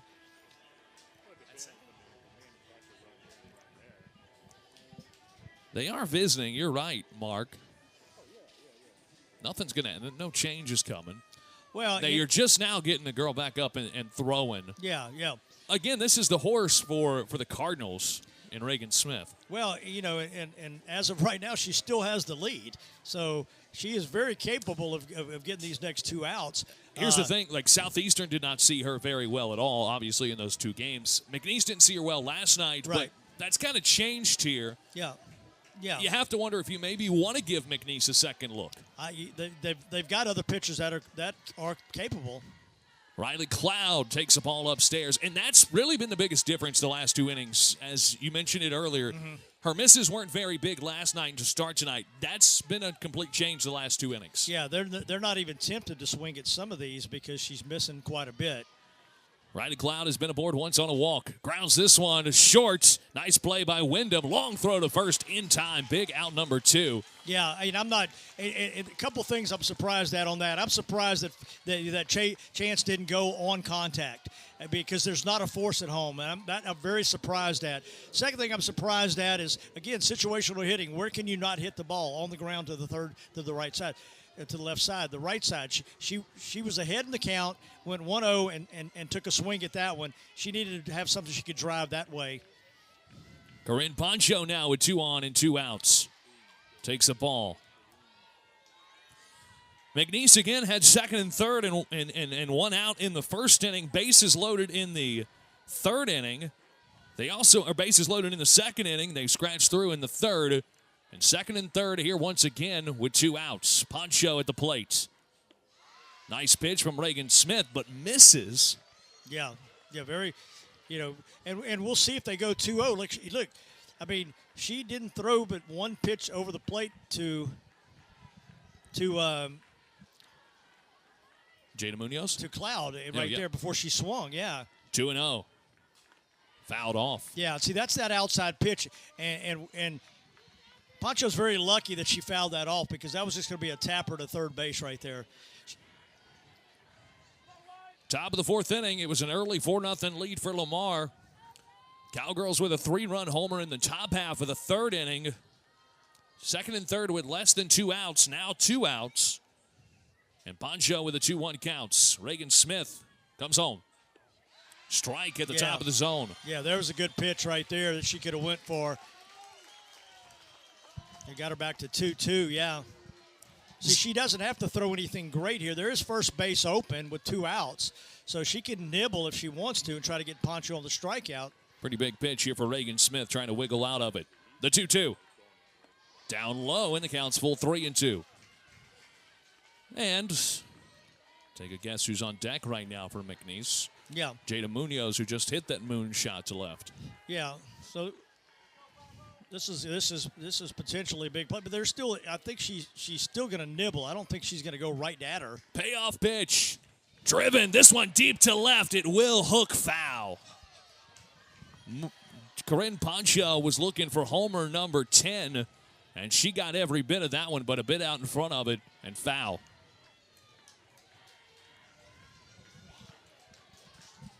We'll do it again. 3 balls and 2 strikes. Reagan Smith has this one fouled off. Yeah, went to the changeup that time. Really good job by Poncho to fight that changeup. Good pitch with 3-2. But you can do that with first base open. You can throw it, and if she takes it for ball, you still got a chance. I mean, albeit you've got somebody that's got a home run in the game already. But another big pitch, power on power. The 3-2 pitch. Inside, ball 4, bases loaded again.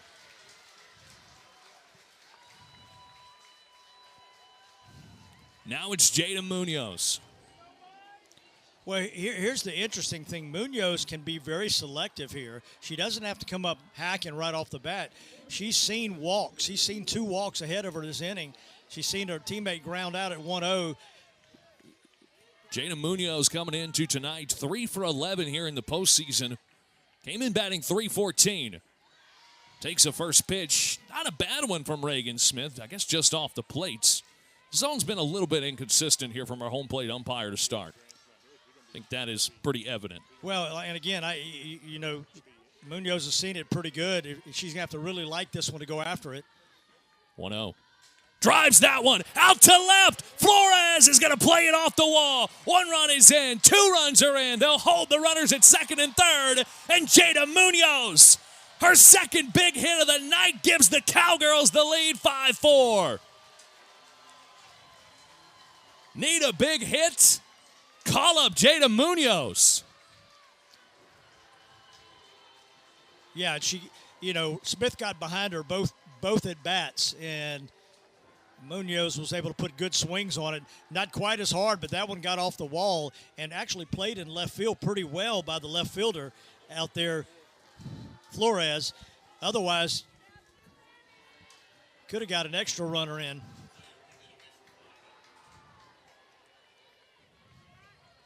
It's been a string of fantastic outings for Reagan Smith. All of them coming against Southeastern and McNeese.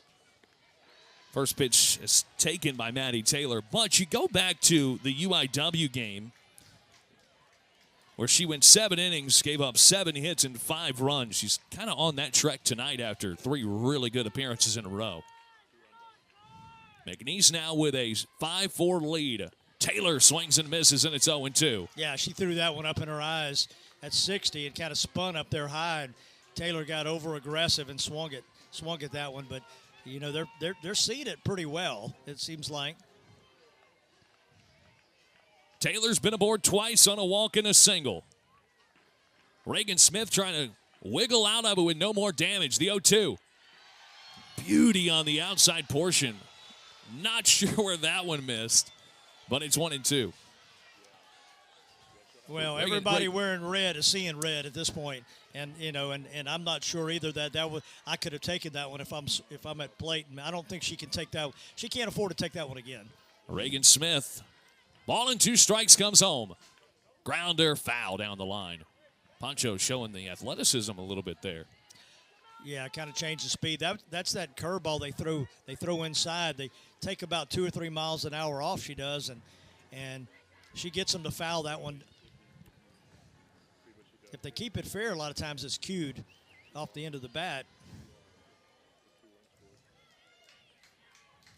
Ball and 2 strikes once again here to Maddie Taylor. And it bounces in. And it's 2 balls and 2 strikes. Yeah, nice job behind the plate by Wright again. Wright was big a couple times last night with runners on third base, keeping the ball in front. 4 of the 6 batters here in the inning for McNeese has reached. Still 2 aboard. The 2-2. Way outside. 3-2. Yeah, again, first base is open. She doesn't have to just lay one in there. She can nibble, try to get that corner that she's been really good at.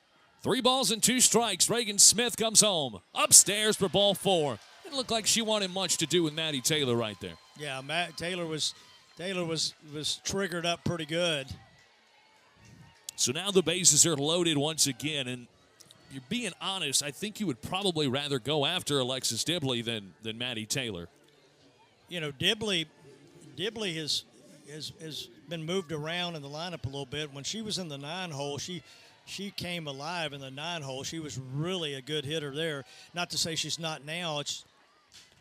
Dibley grounds this one, and it takes a wicked bounce. I believe it hits Jada Munoz, and that will be out number 3.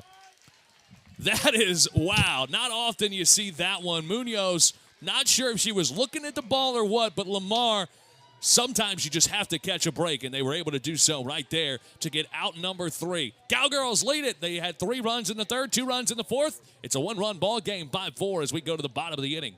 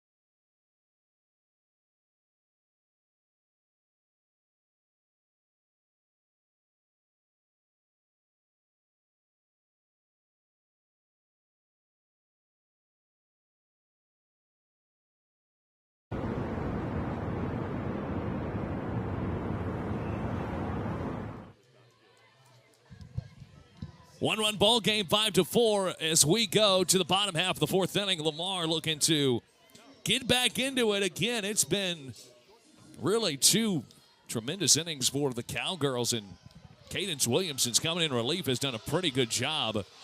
And speaking of inconsistent zones, we've seen that all night tonight. That one a called strike, and that might have been the worst one. Mark said that the folks in red are seeing red. They might be seeing black here in a little bit. That one's a called strike. And it's 0-2. Well, when you throw one and it's a strike, you got to throw it again. I mean, if you're getting that call and if you're a batter and you think that's, it's not what you think, it's what the guy in blue thinks, you better be swinging. 0-2. Fouled off. Yeah, that's what Wyndham did. She's like, I'm not going to take a chance. Ultimately, he's the only guy that matters, but right. Well, Baptiste has just had a not good night behind the plate.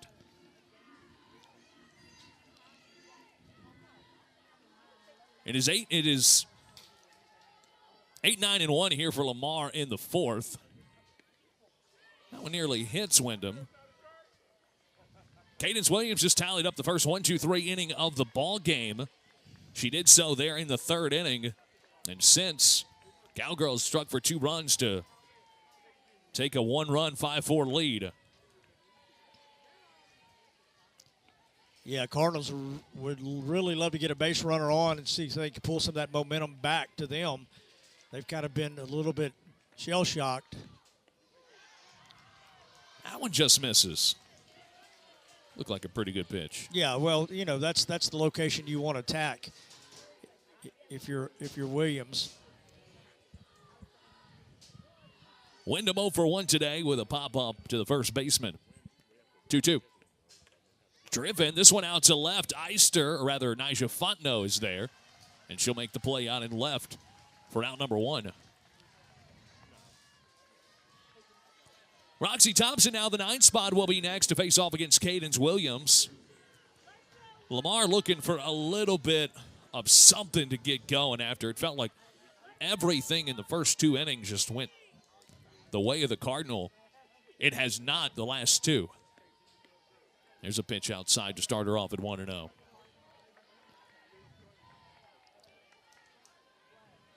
Yeah, they dodged a couple bullets in the first inning and the second inning, and just weren't able to dodge it the last 2 innings. And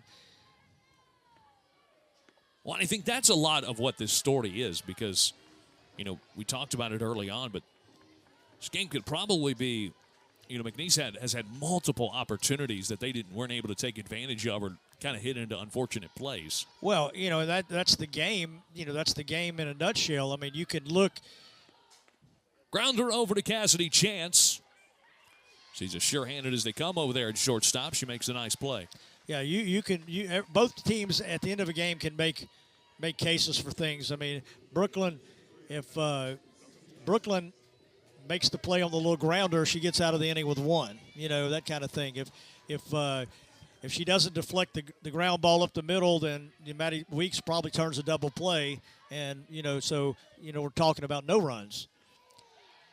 So yeah, it's both teams are gonna look at things that they could have, should have, would have, and ultimately, you got somebody on a team has to make a play to regain some momentum. Munoz did that for the Cowgirls. Gracie Hess here in the top of the Lamar order has taken the first 2 for a ball, 2-0. Hess today was hit by a pitch in that first inning, ended up coming around to score on that RBI double from Isabella Flores. Has been an on-base machine this year for the Cardinals. Stands straight up. Pitch is low, but a strike. Yeah, Hess not very big, but has played outstanding at third base and in that leadoff hitter role for the Cardinals. And she would sorely, even if they don't score, just getting a base runner on after 2-1, swung on and foul tipped. And the count's even at 2-2. So after falling behind 2-0, Cassidy Chance, or rather Cadence Williams, has come back and fired in 2 consecutive, and it's even at 2-2. Yeah, and I think that's important for Williams to, any pitcher, but Williams especially right here.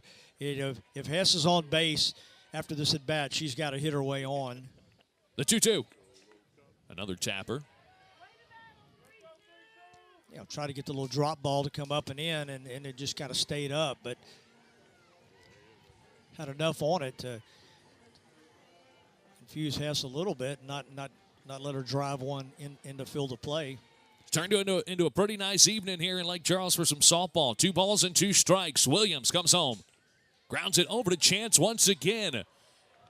High throw. She kept her foot on the bag, and it's another 1-2-3 inning for Cadence Williams. She has set down 7 Cardinals in a row, and the Cowgirls with a one-run lead starting to feel settled in. To the 5th inning we go. It's Southland Conference Softball Championship here on ESPN+. Excitement, baby-like wonder, anticipatory chewing, nerves pacing, happy claps, and finally, That's probably jealousy, because that's this guy's sub.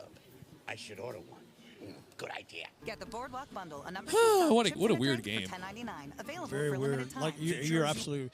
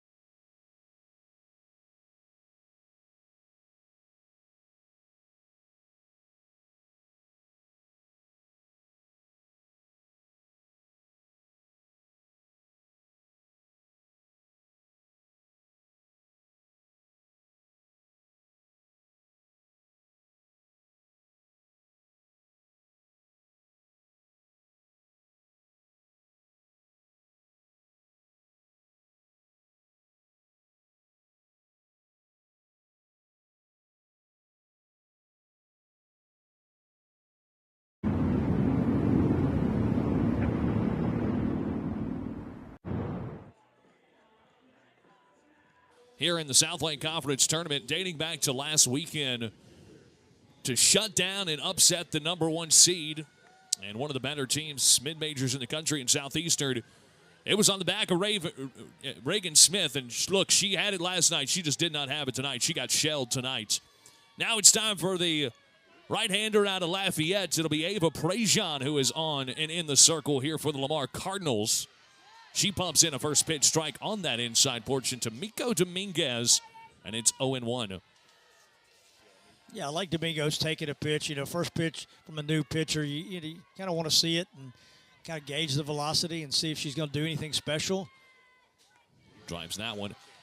Here in 2026, she's appeared in 16 games, 4 starts. She's posted a 5.03 ERA, pitching 47 1/3 innings, including she had a pretty good outing against Houston and UIW. She's won 4 games this year, but it's been a while since she's pitched. She hasn't pitched since March the 24th, which, yes, is a long time ago. She threw 7 innings of one-run baseball or one-run softball against Houston Christian, but that's a long time ago, and that's because of how good Reagan Smith has been. The 1-2. Upstairs, and it's 2-2. Whatever happened last night in the hitters meeting after what they saw from Reagan Smith in Game 1, it's completely shifted here in Game 2. Whatever those McNeese hitters saw, it's worked. The change that they've made. Nice pitch, but just misses from Ava Prejean. Yeah, well, I think part of that was Reagan Smith. You know, control was not quite there. You're right. She walked several batters. She got into hitters counts, and they were able to take good swings. Here's one right at the third baseman. Gracie Hess with a great play over there at third. Right to her. And it's 1 up and 1 down, and a nice start here for Ava Prejean. Yeah, that ball was just we kind of got out in front of that, didn't really hit it on the nose, but just kind of one of those soft liners. Hess didn't even have to move, so literally. Prejean did throw against McNeese on March the 7th. She did not record an out. She's already recorded more outs than she did in the regular season contest when she gave up 2 hits and 3 runs and a walk. Gave up a pair of doubles.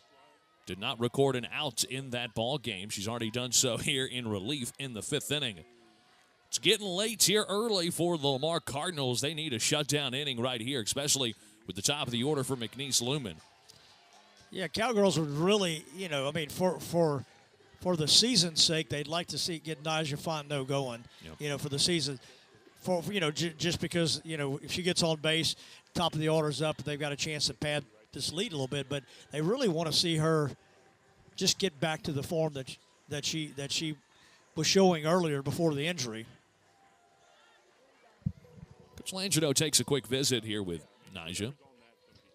Yeah, she was really finding herself right there before the injury came. It was such a an unfortunate accident when she was backing up third base on a play and out of her left field spot and just got hurt. And she was hitting the ball so well.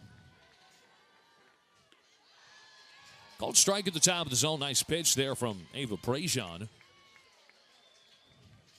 Went to St. Thomas More High School. A junior right-hander. Ball and 2 strikes.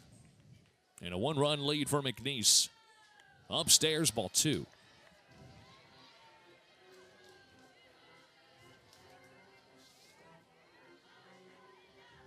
First trip back here to the conference title game for the Lamar Cardinals since they battled the McNeese Cowgirls back in 2016. There's one driven out to center field. It's left center. Thompson is over, and she makes the play, calling off Flores out there in left for out number 2.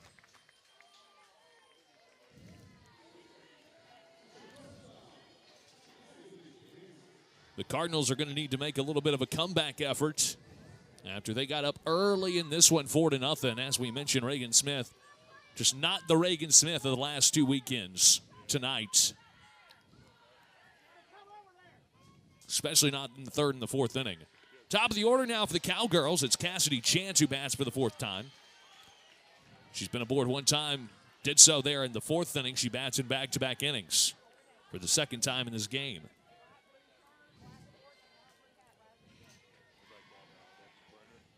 Ball and no strikes on her. Takes a pitch off for a strike. Yeah, Prejean's been able to throw strikes at the top of the zone and kept the Cowgirls a little off balance when she does throw that strike. And you saw Fondo kind of getting up under that and lifting that one as opposed to driving it. 1-1. Drives that one foul. And it's a ball and 2 strikes and an opportunity for Prejean to shut the Cowgirls down in a time they really need to do so. Yeah, sometimes you mentioned this earlier. Sometimes you just need to see a different look. Yep. And sometimes a different look might not be a better look. It's just a different look. Ball and 2 strikes from Ava Prejean. Comes home. Tapper right back to the pitcher. Going to have to be a tough play. She doesn't even make the play. Kind of felt like another excuse me swing from the Cowgirls, but Chance is going to be able to beat that one out with no throw. And it's going to be a 2-out infield hit for Cassidy Chance, who just continues to get on base. Her first hit of the night. I think if you ask her, especially here in the postseason, it might be her worst night of the postseason.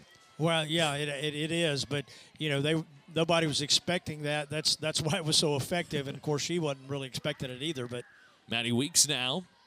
Maddie Weeks again was last night's hero, but she had not swung it very well in the postseason. She had only collected 1 hit prior to that walk-off hit last night before collecting it last night. Now she's 2 for 13. She's collected 2 singles here today to match that total. Pops this one up on the right side, though. It's going to be Flores at second base to cap off the inning. And a nice one at that for Ava Prejean, who comes out for her first inning of relief. And the Lafayette natives able to do a job. Only 1 base runner for the Cowgirls. Outside of that, it's an easy inning for Prejean.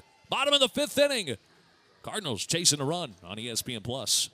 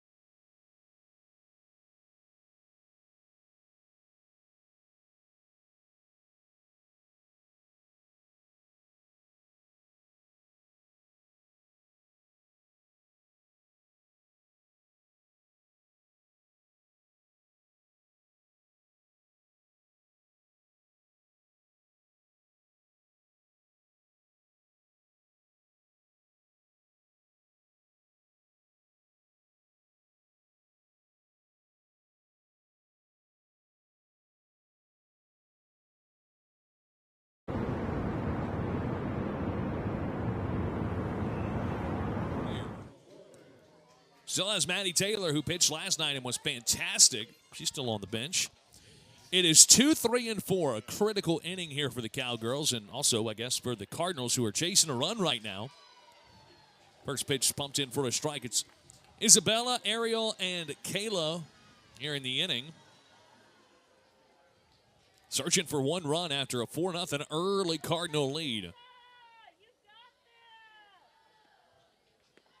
Pitch off the plate, and Williams evens it up at 1 ball and 1 strike. Yeah, Williams has with 7 in a row. She's done an amazing job coming in.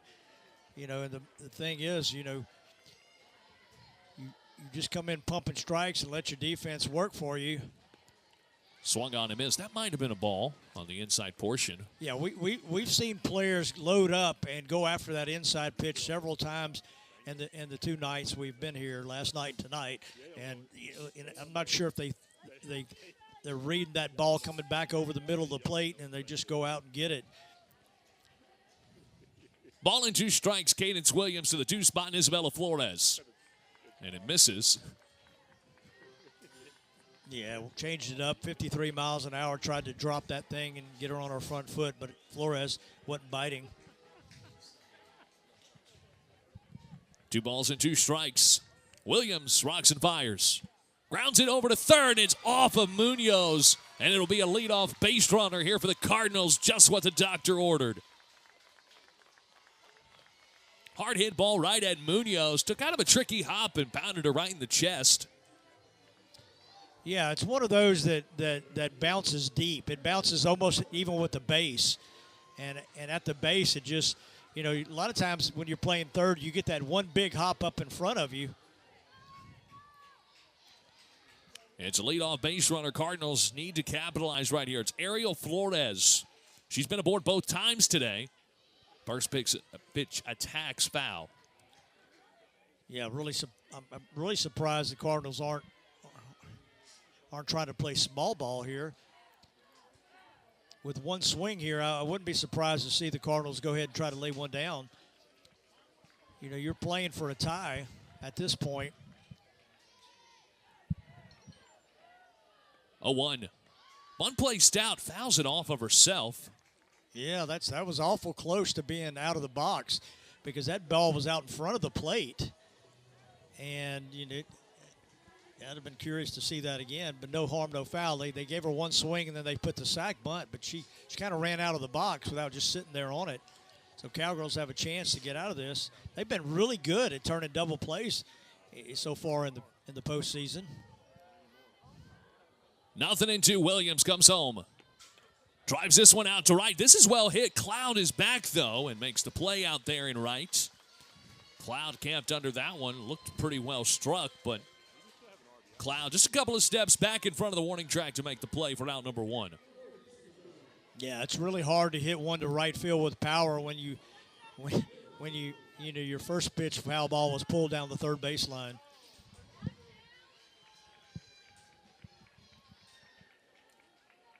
One-run Cowgirl lead here in the 5th. Kayla Wilson, she's 0 for 2 today. Jada Munoz has been her worst enemy. 2 ground outs over to third. But she can park one in a heartbeat. Ball and no strikes.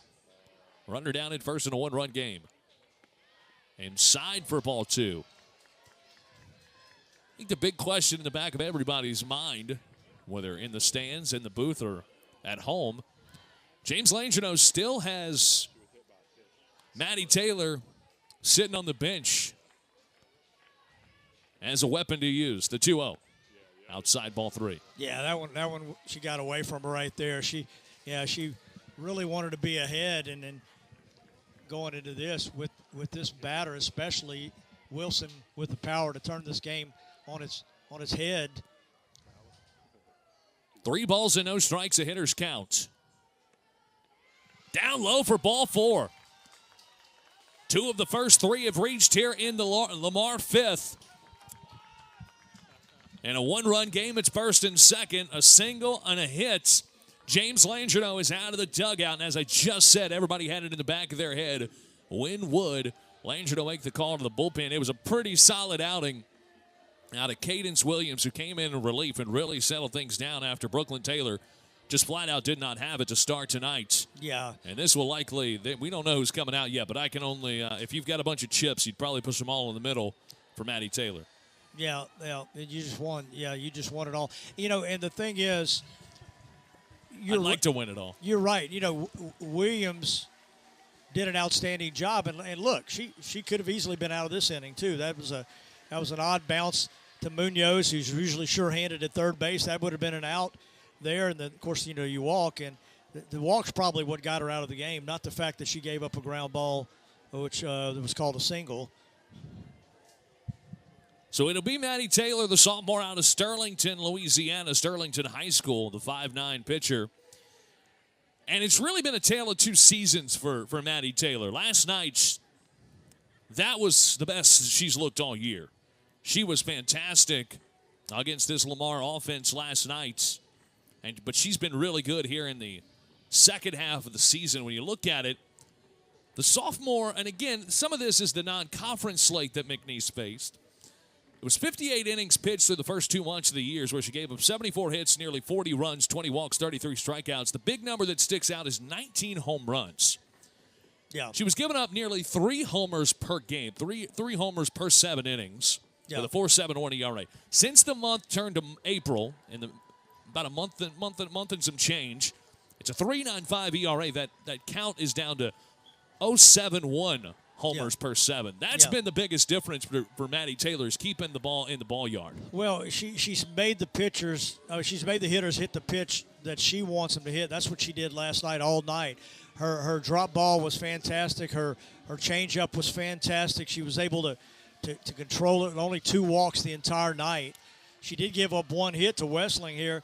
It was an infield hit. This one's driven down the line, but foul. Yeah, that's that inside pitch that we talked about. Everybody gets really excited. There's absolutely no way to hit that pitch fair with anything on it. Now, if she gets it out over 2 or 3 inches more to the middle, then absolutely. That's the one that you drive down the line. Brooklyn Taylor last night went 10 innings, went the distance. She was fantastic. Just 2 hits, a pair of walks. No strikeouts, but picked up the win. That one's low. And it's 1 ball and 1 strike. Big opportunity here for the Lamar Cardinals. Yeah, and I mentioned the defense of the Cowgirls. They've been really good at turning double plays in crucial moments. Pitch comes, driven. This is deep to center. Back on it. It's back at the wall. It's gone! It is gone! Samara Leigh Wessling gives the Cardinals the lead here in the championship game in Game 2. Wessling with a big fly, straightaway center. It's her 5th homer of the year and the biggest one of the year. It's a 7-5 lead for the Cardinals. That ball was crushed. Yeah, she tried to go off speed out over the middle of the plate. I thought she was going to try to come right back inside at her and really pound her inside and make her try to get around on one and possibly hit her right at the third baseman, and she laid it right out over the middle. But once again, a walk comes back to haunt the Cowgirls. That's the 4th one that scored out of 7 runs. Mackenzie Wright fouls one off, and it's 0-1. We have had 2 gigantic swings in this one. Jada Munoz to get McNeese within a run there in the 3rd inning. It's a pair of 3-run homers, and then Wessling with a big fly to center. Wright takes it low, and it's 1-1. Offensively, Lamar, we've talked about it throughout. Not a team that known for offense. They like to win in small run games.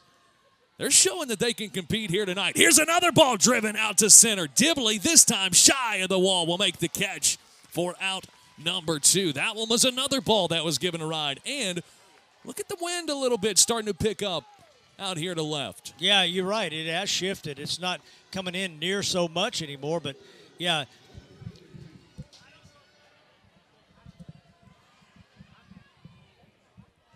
So it is out number 2 here in the inning.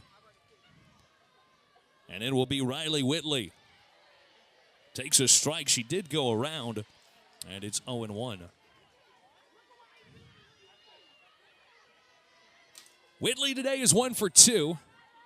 A single and a ground out. Fouls that one off, and Taylor's ahead at 0-2.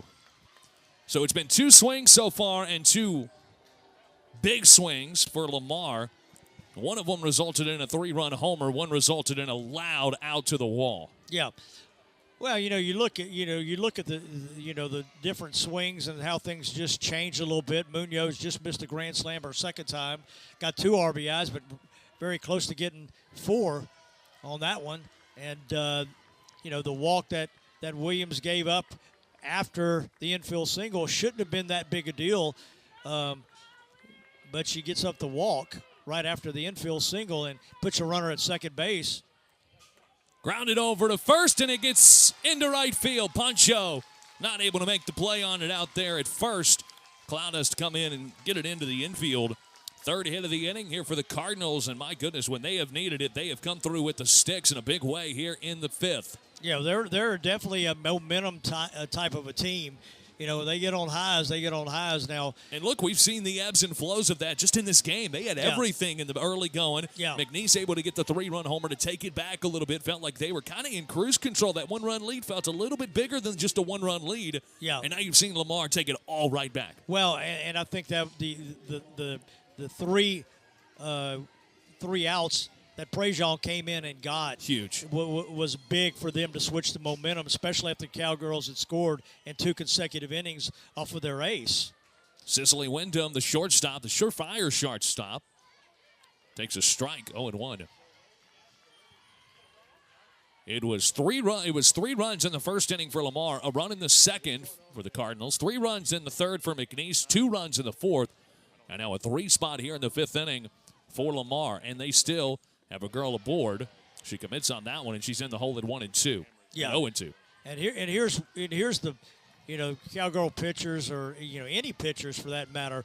When you get teams in this position, you got to be able to strike them out. You got to be able to put them away. And last night didn't have a strikeout. Yeah, didn't have, but was able to put the ball in a position where they weren't able to hit it.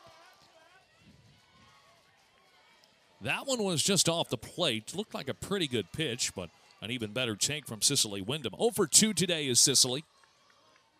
Pair of pop-ups. 1 to first, 1 to left. Ball and 2 strikes for Maddie Taylor. Grounds it over to third. It's Jada Munoz. Long throw in time, and that will do it. Cardinals strike in a big way. A 3-run homer. Samara Leigh Wessling with a 3-run homer to give the Cardinals a 2-run lead. To the 6th inning we go in Lake Charles.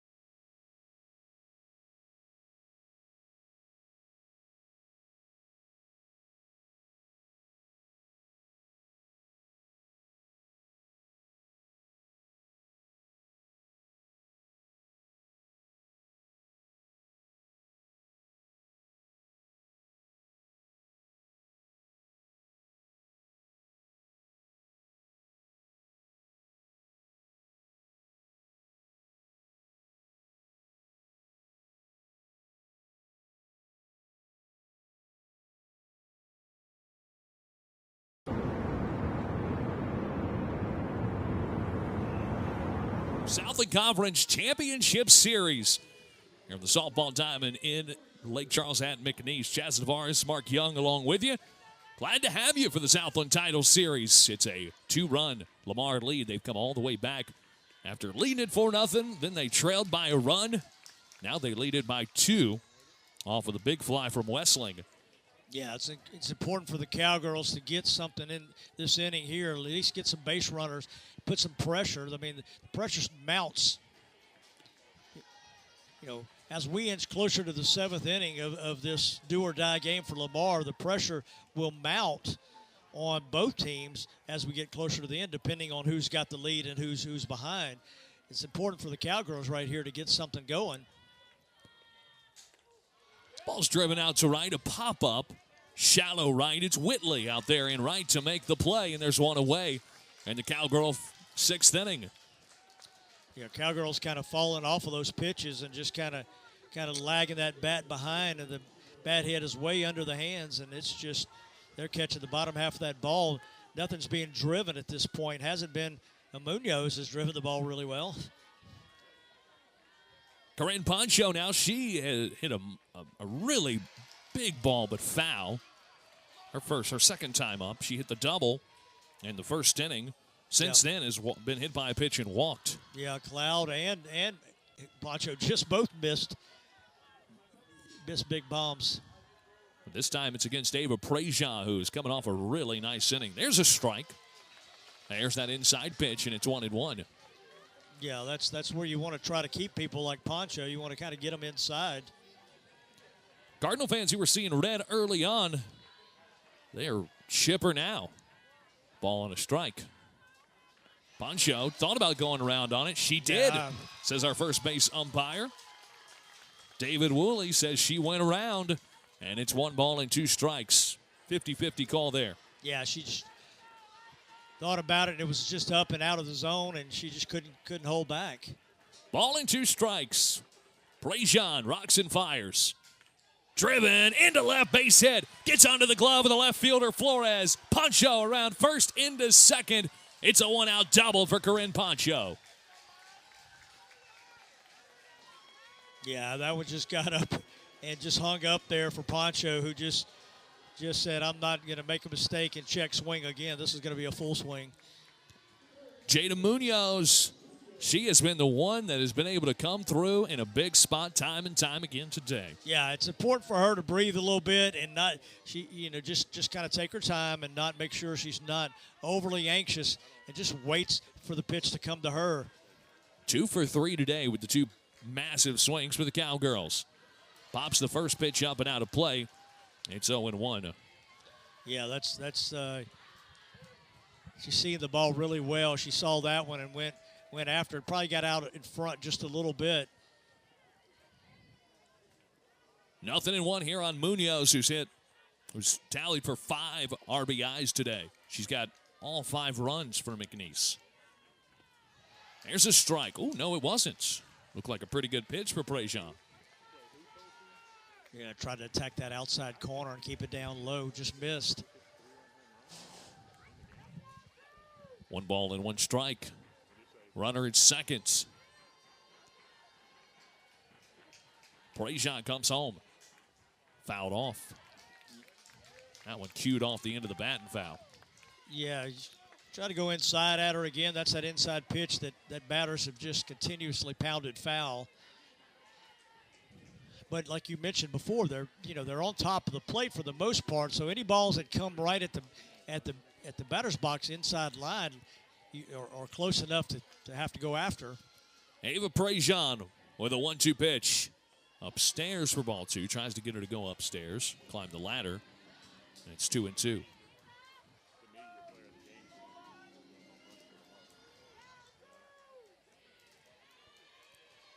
Count is even at 2 balls and 2 strikes. Prejean comes home. Swung on and missed. Big punch out. Strikeout number 1 for Prejean. Just the second time as McNeese has punched out today. And it's a huge out number 2 as Jada Munoz is down. Yeah, went down off speed and went down in the zone. Probably ball 3, but Munoz couldn't hold up. Yeah, she probably missed the pitch she wanted to hit on 0-0 when she fouled it back. Sixth spot now in Maddie Taylor, who takes the ball. Poncho's going to be able to scoot up to third.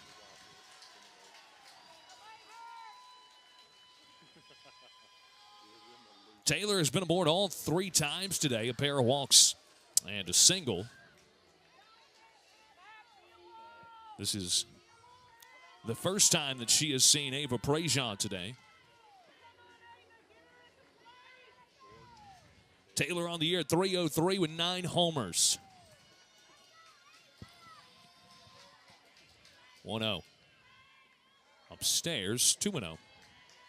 Well, you know, this is big. If she can get on, again, that'll get your tie and run on the bases. And, you know, don't know what the Cowgirls would try to do. Wynn Hall has come out on deck. Pretty good visit by Coach Amy Hooks here to go out to the circle. Still a runner 60 feet away and 2 outs. And a 2-0 count here on a dangerous hitter in Maddie Taylor. Yeah, you know, there are schools of thought here. You know, I'm thinking they're going to let Maddie Taylor maybe turn her loose 2-0. If she gets the one she likes, she has the ability to tie this ball game up.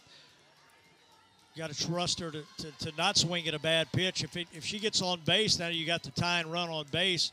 They could possibly do something, and you know, I'm not sure they would. But you got Gwen Hall that's come out, pinch hitter. And she has been fabulous as a pinch hitter this year. Yeah, she is a pinch hitter extraordinaire. And Maddie Taylor back in the box.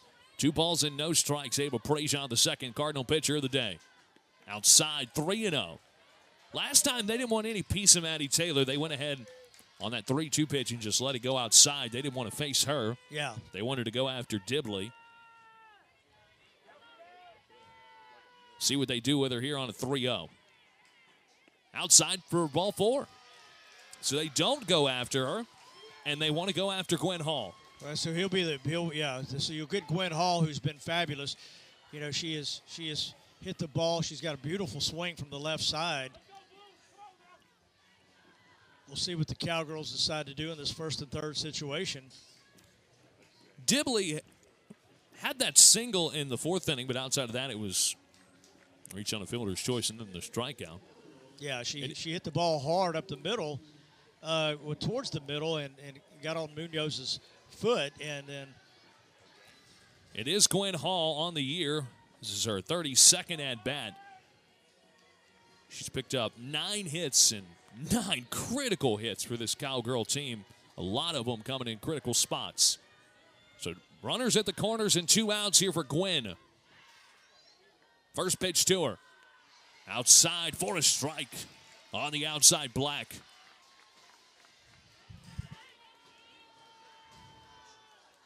Left-handed batter up. You don't know if Taylor may decide to take off. Not on her own, I'm sure, but 0-1. Also outside for a strike. Same pitch, same location. Yeah, I'm really surprised. Hall's been really good at swinging, but they've made 2 really good pitches to her. Big pitch here for Prejean, who just tallied up a strikeout of Jada Munoz. Ahead 0-2. Foul back off into the netting, and we'll redo it. Yeah, went right after her. Didn't fool around. Look for her to try to either go outside or maybe change this thing up. I really think she'll go that outside fastball that she got 2 strikes on her. Hall's been really good at hitting the ball back up the middle.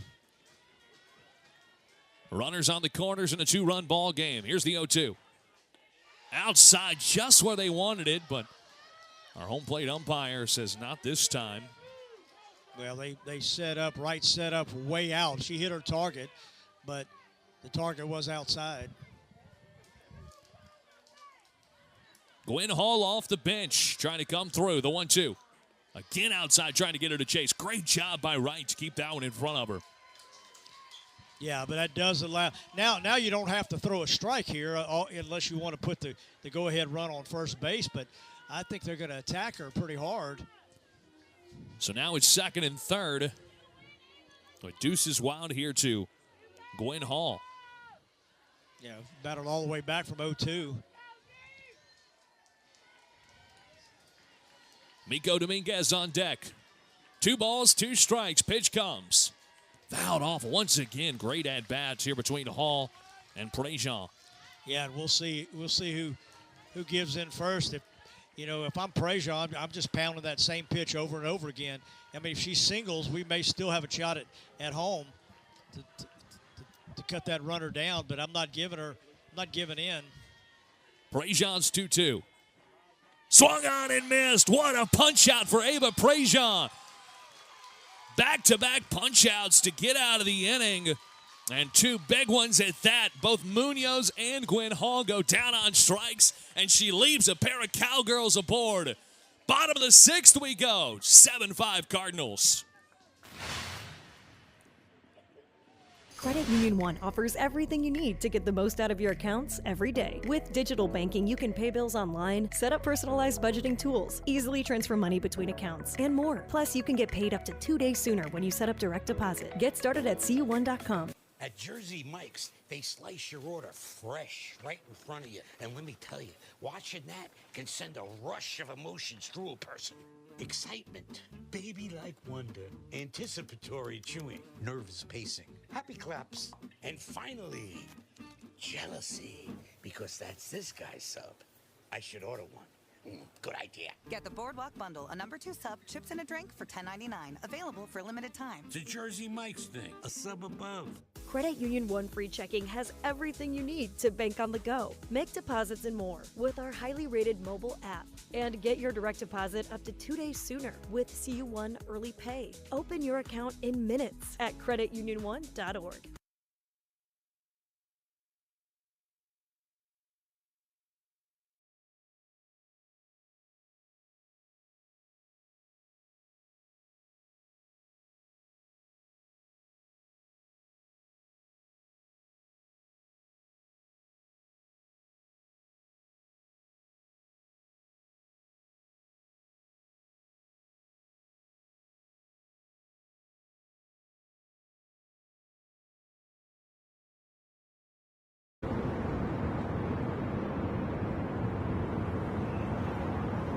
We made it through bracket bowl play last weekend. It's Lamar and McNeese that survived. The Battle of the Border. This one struck out to right. First pitch and the first out here in the sixth. Roxy Thompson recorded out in the first pitch. Wouldn't have it any other way with the Battle of the Border. Lamar this is the second time they've played it. Played in the Southland Conference Championship game. Again, mentioned they played it back in 2016. They've never made the NCAA tournament. They're looking to do so for the first time ever. McNeese, on the other hand, well, they're pretty used to being there. They've made it 9 times, and last time was 2023. They went on a little bit of a run there. 2021, 2022, 2023. For some reason, it comes in years of 3. They did it in 2016, 2017, and 2018. Then they did it in 21, 22, and 23. Certainly had opportunities in 24 and 25. It's 1 ball and 1 strike here on the leadoff batter in Gracie Hess.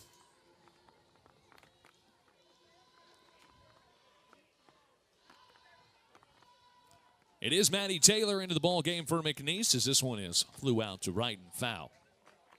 Taylor came in on the first pitch she gave up was that 3-run homer to Simmerly Wesley. Yeah, they've made the most of their hits. They've got 7 runs on 6 hits, whereas the Cowgirls only 5 runs on 9 hits. And again, but the part of it is the bulk of that was in the first 2 innings when they did a lot of that on the free passes because it was 2 hit by pitches in the first inning. They had a girl reach on an error. Then it was a walk in the second inning. That walk came around to score. So, that's right. Yeah. 3 of their 4 runs have come via the walk. Well, and then on the home run, one of the base runners was a walk as well. So that one's inside. Not sure where that one missed. Pretty good pitch. Yeah, that one got inside, and you're talking about Hess, who's a smaller batter, so she gets really tight to the plate. Payoff pitch here on the top spot in Gracie Hess. Fouled it off. Again, Maddie Taylor, not the strikeout pitcher, didn't strike anybody out in 10 innings last night. That's hard to do. Not strike anybody out in 10 innings? Yeah, well, you're putting the ball, there's such a thing as effectively wild, if you're effectively wild, sometimes you get more strikeouts. She was not very wild at all with only 2 walks. Swung on and missed. There's her first strikeout of the weekend. She heard me talking about not striking anybody out. That's the second time you've talked about things she hasn't done lately. yeah. I talked about her not giving up homers as much as she had in the first part of the year, but well, you got to give credit to the hitter. The hitter. No, that's not what you're doing. You're blaming me. No. I'm sure Maddie would like to blame me too. That one's in for a strike. Well, that's the pitch she threw so well last night, the 59-mile-an-hour drop ball that starts there and goes down. And so that's how she controlled everybody and got a lot of ground balls and got a lot of those right there, too, last night. Out to right for Riley Cloud, who makes the play for out number 3. Pretty easy inning for Maddie Taylor when she needed. Through 6 innings, we go to the final inning of play. To the 7th, McNeese chasing a couple of runs, 2 to tie it. Cardinals trying to get a couple of outs and make.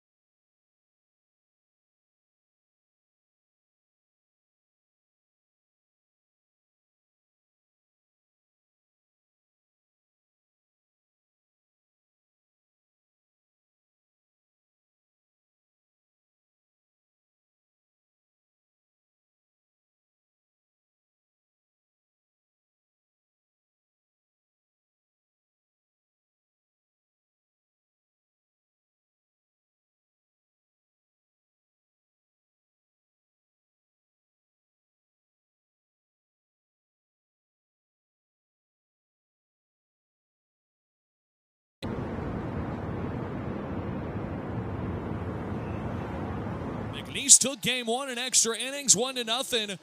This one has just been up and down and up and down. It's kind of been a wave. Cardinals started with a 4-0 lead, then McNeese made it 4-3. McNeese took a 5-4 lead. A 1-run lead at that time felt like a lot, the way the game was kind of rolling. Yeah. And then a 3-run homer by Wessling in the 5th.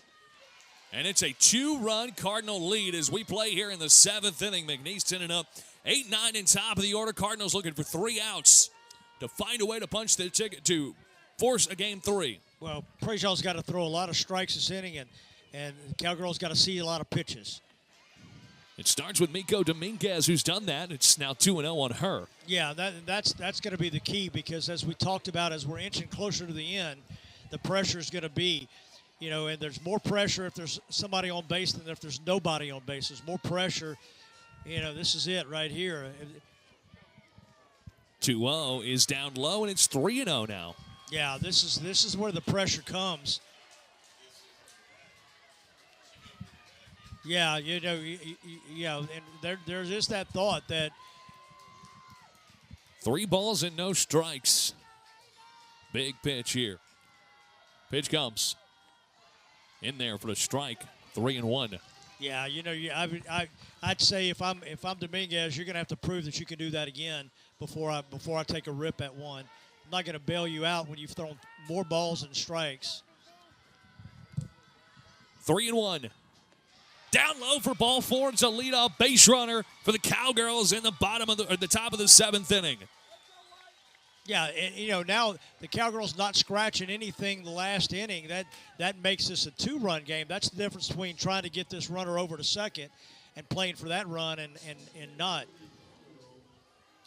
Prejol's been really good in the 2 innings that she's pitched. Makes you wonder, even though Reagan Smith didn't have it tonight, if it gets a little hairy, do you think about bringing Reagan Smith back in? Even though, again, she didn't have it. It gets again, a little hairy. Now, James Langino looks like he may make a move. Well, that's the first walk that Prejean's given up, so that's a key. There are a couple of girls down in the bullpen, but nobody throwing. Prejean's done a pretty good job. She's only allowed, 2 hits. Yeah, she's got to spread them out. She got the big punch out last inning on Gwen Hall when the Cowgirls had runners at second and third. Yeah, she was able to tally up 2 strikeouts in that last inning. It was on Jada Munoz and Gwen Hall. Yeah, the Munoz was really the big strikeout. Yep. She went 3-2 and threw one downstairs.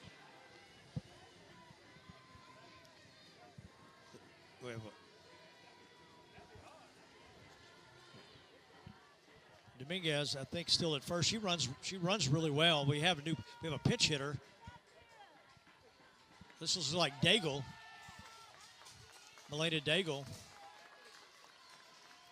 It is Milena Daigle. Daigle's had some pinch hit heroics for the Cowgirls this year. Milena Daigle at 290 on the year. Bats here in the top of the 7th. Fouls that one off. It was the spot of Nyjah Fontenot, again, who's battled through injury. She was officially 0 for 2 today. But Nyjah Fontenot, the bat's pretty good. But Coach James Langino must have really liked this matchup here with the batter now in Milena Daigle. Pitch outside, and it's 1-2, trying to get her to chase. Certainly an interesting move. One thing McNeese has been so good at this year, especially at home, is, and really I guess all year, especially at Southland play, is runners late, getting runs late. They have been the cardiac Cowgirls all year long. Yeah, that 6th inning has been tremendous for them. Usually when they're, home. Driven foul, and we'll redo it again at 1-2. Yeah. She's kind of pulled off on that one a little bit, but got enough of the bat to foul it back off the left. Got to really keep that front shoulder in and watch the ball all the way to the bat if you can. Milena Daigle with 6 hits on the year has tallied up 1 RBI. Outside ball 2. Daigle represents the tie and run here in the top of the 7th. Top of the order, Lumen with Cassidy Chance and Maddie Weeks. Nobody outs here in the top of the 7th inning. Cowgirls looking for some heroics. The 2-2. Dribbler, this is right of the pitcher's circle. They'll come up fire high, but it is in time to first. Nearly disastrous for Prejean and the Cardinals, but she is able to make the play. No matter how ugly it looks, she made the play. Well, and let's look back at the first inning of this game, and that almost the identical play right there that would have got Brooklyn Taylor out of the inning, and she didn't make the play. That one, you're right, almost, but almost is enough, and for the Lamar Cardinals. And little dribbler right there, she was able to get her out on her front foot. I really thought Daigle had been really good at shooting the ball to the left center field gap. Cassidy Chance now bats with a runner in scoring position. First ball outside.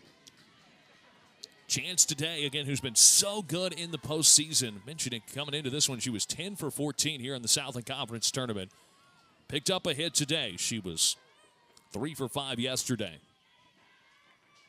1-0. Called strike. Yeah, good pitch. That's great location. Of course, you see the confidence come back a little bit after you get the out.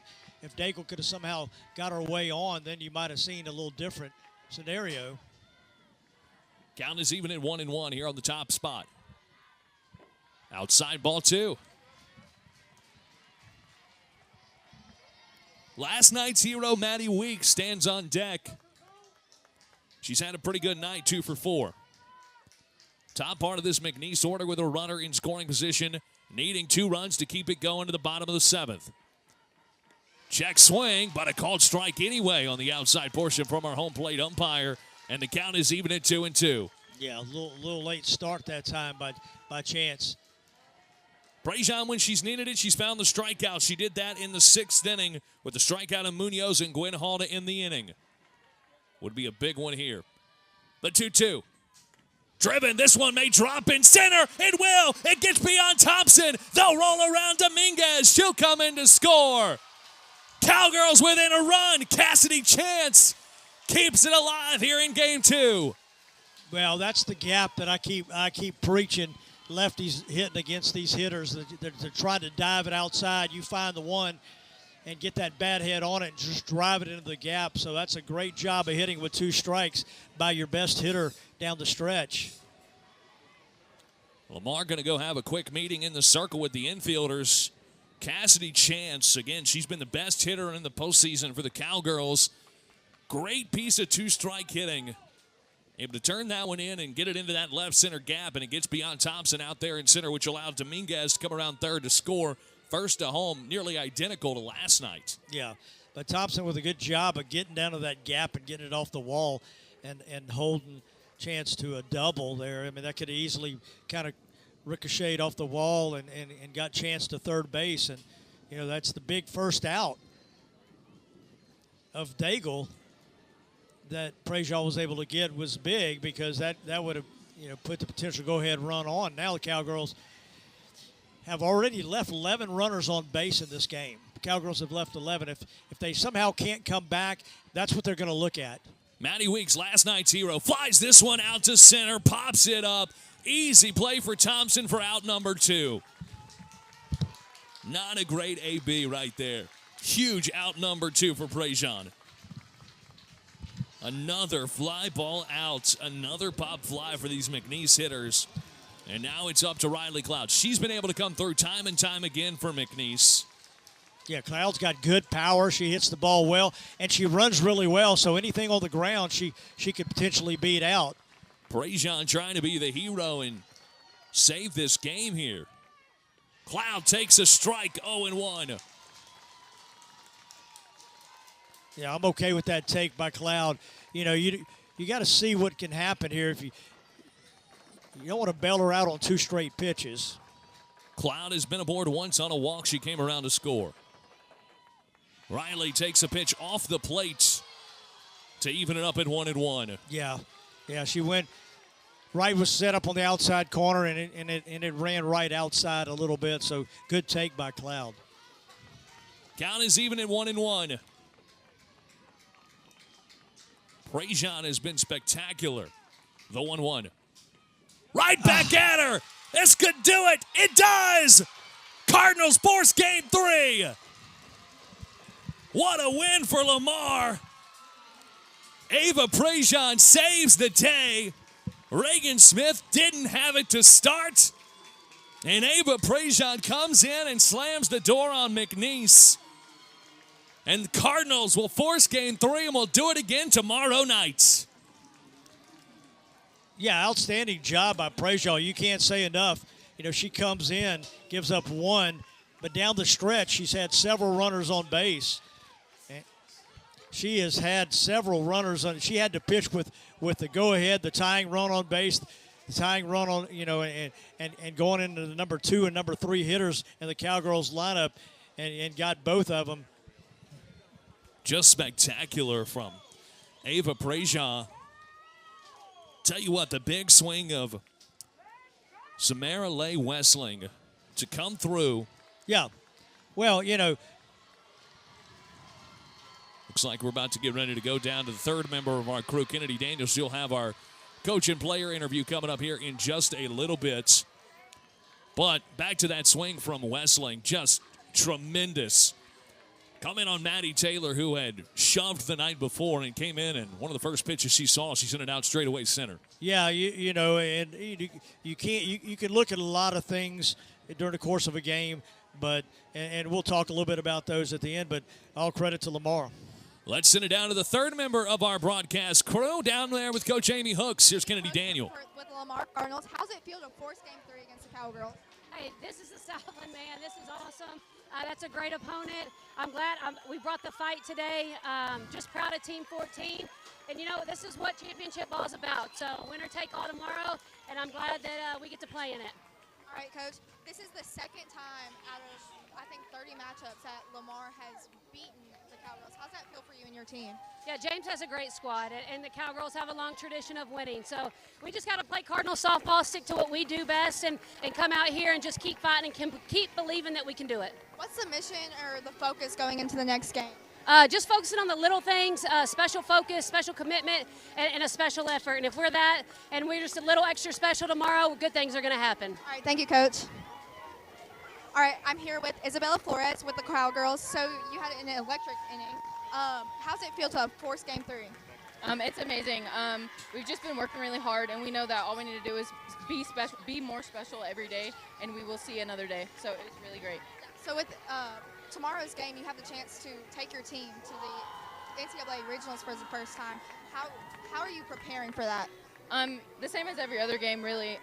Keeping the little things little, and just taking care of everything, and we will see regionals. So yeah. Thank you. And back to y'all. Appreciate Kennedy Daniel down there, Coach Hooks. Our player of the game down there as well. Isabella Flores was down there. Mark, just a huge win for Lamar. Again, looking for their first trip to the NCAA tournaments. And that was just, I mean, again, it's the big swing from Wesleyan in the 5th inning. And Ava Prejean is really, really the story. Well, she is the story. I mean, that's the story. The story is the big swing from Wesleyan, the big jump that the Cardinals got to start the game, even though they gave up the lead. But to get 3 runs right off the bat when they couldn't get anything last night is big. But the story on the Cowgirl side is 12 runners left on base. And when you leave 12 runners left on base, you think, yeah, we missed some opportunities. And so that's kind of what it is. But, 2 one-run games, and we get to do a third. That is certainly it. We will have Game 3 for you tomorrow, 6 o'clock, right here on ESPN+. So for our entire production crew, our great camera guys back in the room, I'm Jas Navarez. That's Mark Young. So long here from Lake Charles, where Lamar forces Game 3 tomorrow night. All games airing on the ESPN networks are streaming live and archived on the ESPN app. This has been a presentation of ESPN. We'll see you tomorrow night.